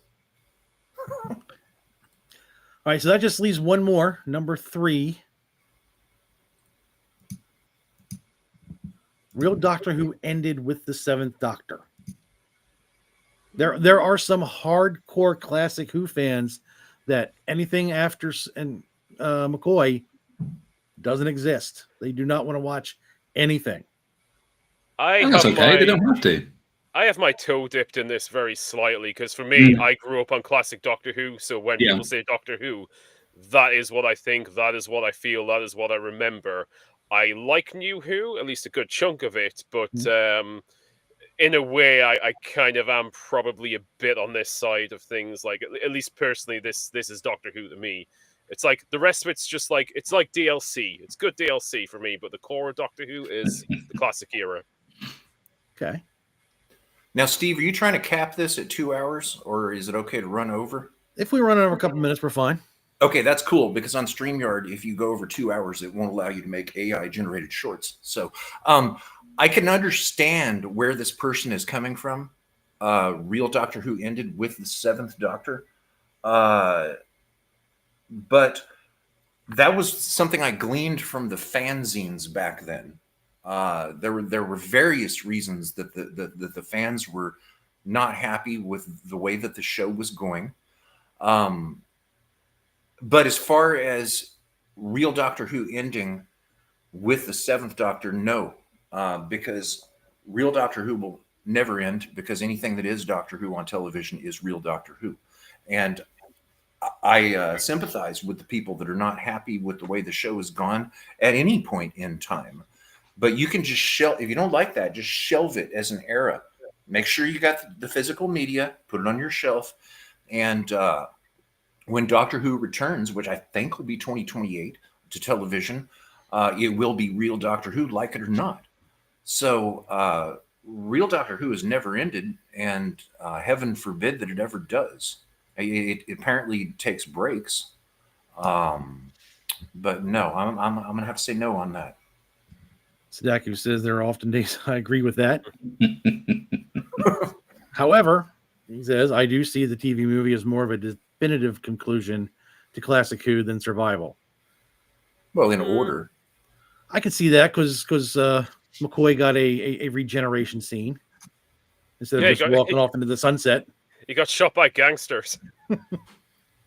Yeah, in San Francisco. What a way to go. Filmed in Vancouver, British Columbia, Canada.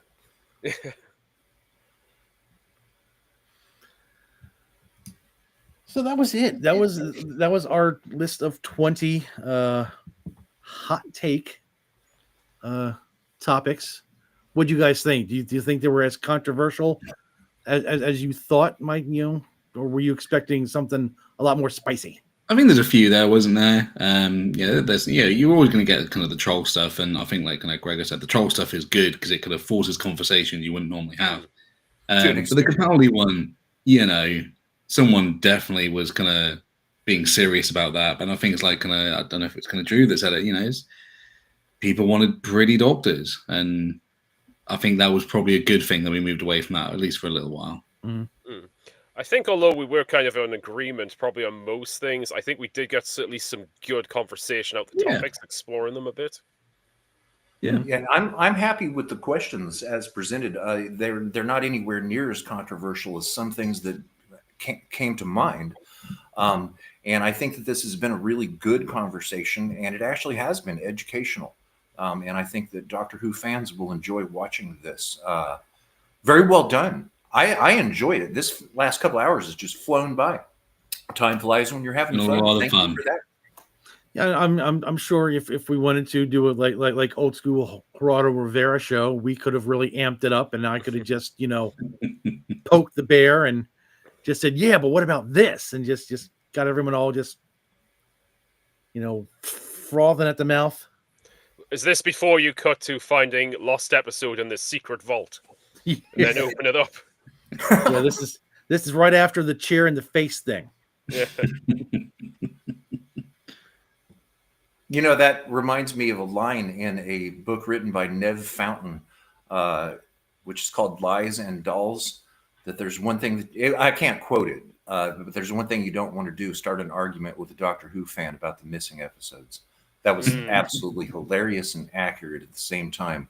Go Nev Fountain. Check that book out if you haven't seen it. It's freaking hilarious from cover to cover. Well, that was fun. Like I said, it was educational. Had a good time. I think the chat had a good time, or get a lot of good chat response. Had a hard time keeping up with it sometimes because it just started flying. It's good and interactive. Good and interactive. So I think we'll take the time to thank those who were watching the stream today. Appreciate you guys. Thanks. The chat, Sudoku, JWC, Chris. Amy was in there for a little bit. She just popped in to say hi. Appreciate it, because without these guys, do you know what I mean? It doesn't necessarily always have the same kind of thing, So spending your time here listening to us as well is really appreciated. Yeah. You could be doing a whole lot of other stuff, but you came to listen to us talk about Doctor Who, and we appreciate you. And anybody who might see this on replay, if you get this far, thank you. I'm glad you guys are enjoying this. Yes. And wanted to see us all. So, Sadaku says it's been fun. Cool. Great stream, guys. Cheers, JWC, man. You're the best. Yep. Appreciate you guys. JWC and Sadako, nice to see you. I've seen you guys around, and it was cool to hang out with you today, right here on Madmen in a Box. And Steve, thank you for the invite again. I really had a great time. Yeah, You made my Thursday. Anytime you meet new Doctor Who fans, the first time I ever met Chris, anytime you have a good sit-down conversation about Doctor Who, that's a great day. Yep.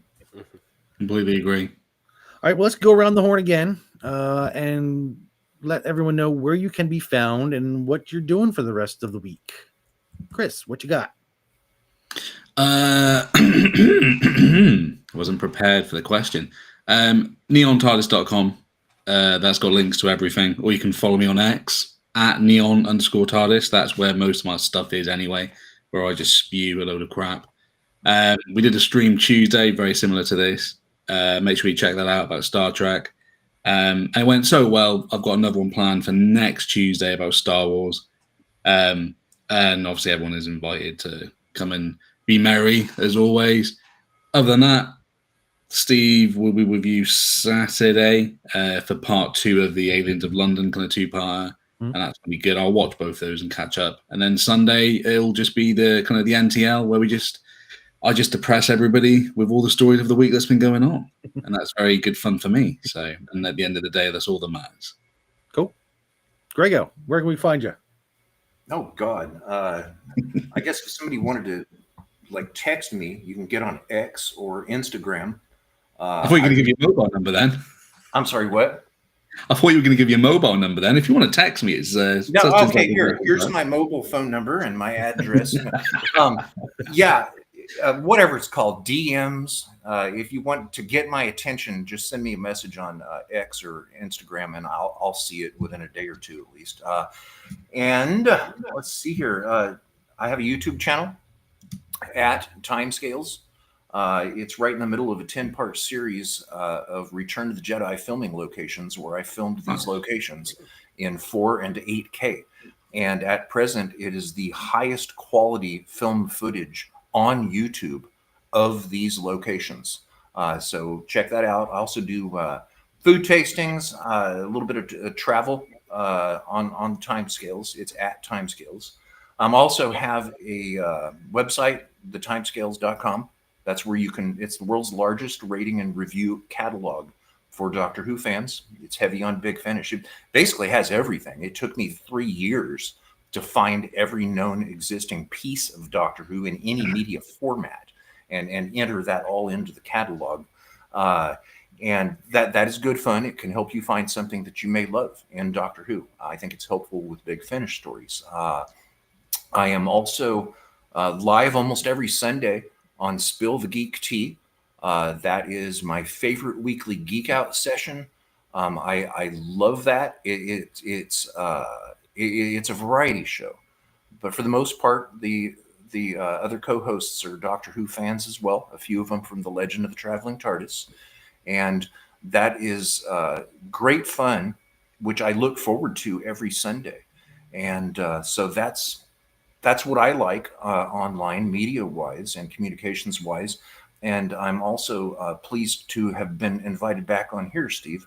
I had a wonderful time last week, and this game, this was great. And I'm still thinking, how controversial of a question could be asked? I think it could go deeper. Find a flame of war somewhere, and I could chime in on something like that. So, Chris, Drew, nice to hang out with you guys. And likewise, my friend. Thank you very much for the invitation. I really appreciate it. Yeah. Drew, what do you got going on? Well, when I'm not bothering you fine folks, I'll just be on my own channel. I typically stream a little bit of Stardew Valley on Sunday and some other just pretty casual gaming streams the rest of the time. It's spooky season, so I'm going to be booting up some little horror games, so I'm looking forward to that. Nice. Did you get the cotton mod, Drew? No, but that's... I think I'll get the cotton and the hood, like Twin Pack at some point. And on that note, Steve. On that note, you can find me here on the Nerd Way. I'm looking to hopefully, spin this whole Madmen in a Box thing off into its own YouTube channel. because there's some other things I want to do with the Nerd Way that's not really Doctor Who specific, and I think I can find enough Doctor Who stuff to make my own Madman in a Box channel. So I'm looking to do that. Saturday I'll be here with Chris. Grego, you're invited for World War III. Thank you. Drew, I don't know if you're going to be busy. I was originally going to come, but since we've kind of switched the dates to when we're seeing the long walk, it might be this Saturday. I'll have to check. Oh, that'd be nice for you. Yeah. Yeah, that's which movie or which film? The Long Walk, the Stephen King adaptation.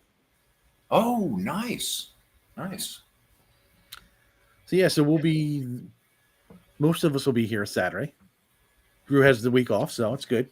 Give him a little time off. And you said it's about World War III. Yes, it is World War III. The Doctor Who episode, second Yes. of the two-parter. Yep. Yeah. Okay. I'll know. What's today? Thursday. Yeah. I'll let you know tomorrow if I can jump in on that. Okay. Cool. Thank you again. And like I said, Sunday I'll be with Chris, enduring whatever he has for us on the Neon TARDIS. Always a good time there. It is. For me, anyway. So again, guys, thank you, everyone. Thank you, chat. Thank you, everyone who stuck around and watched this long.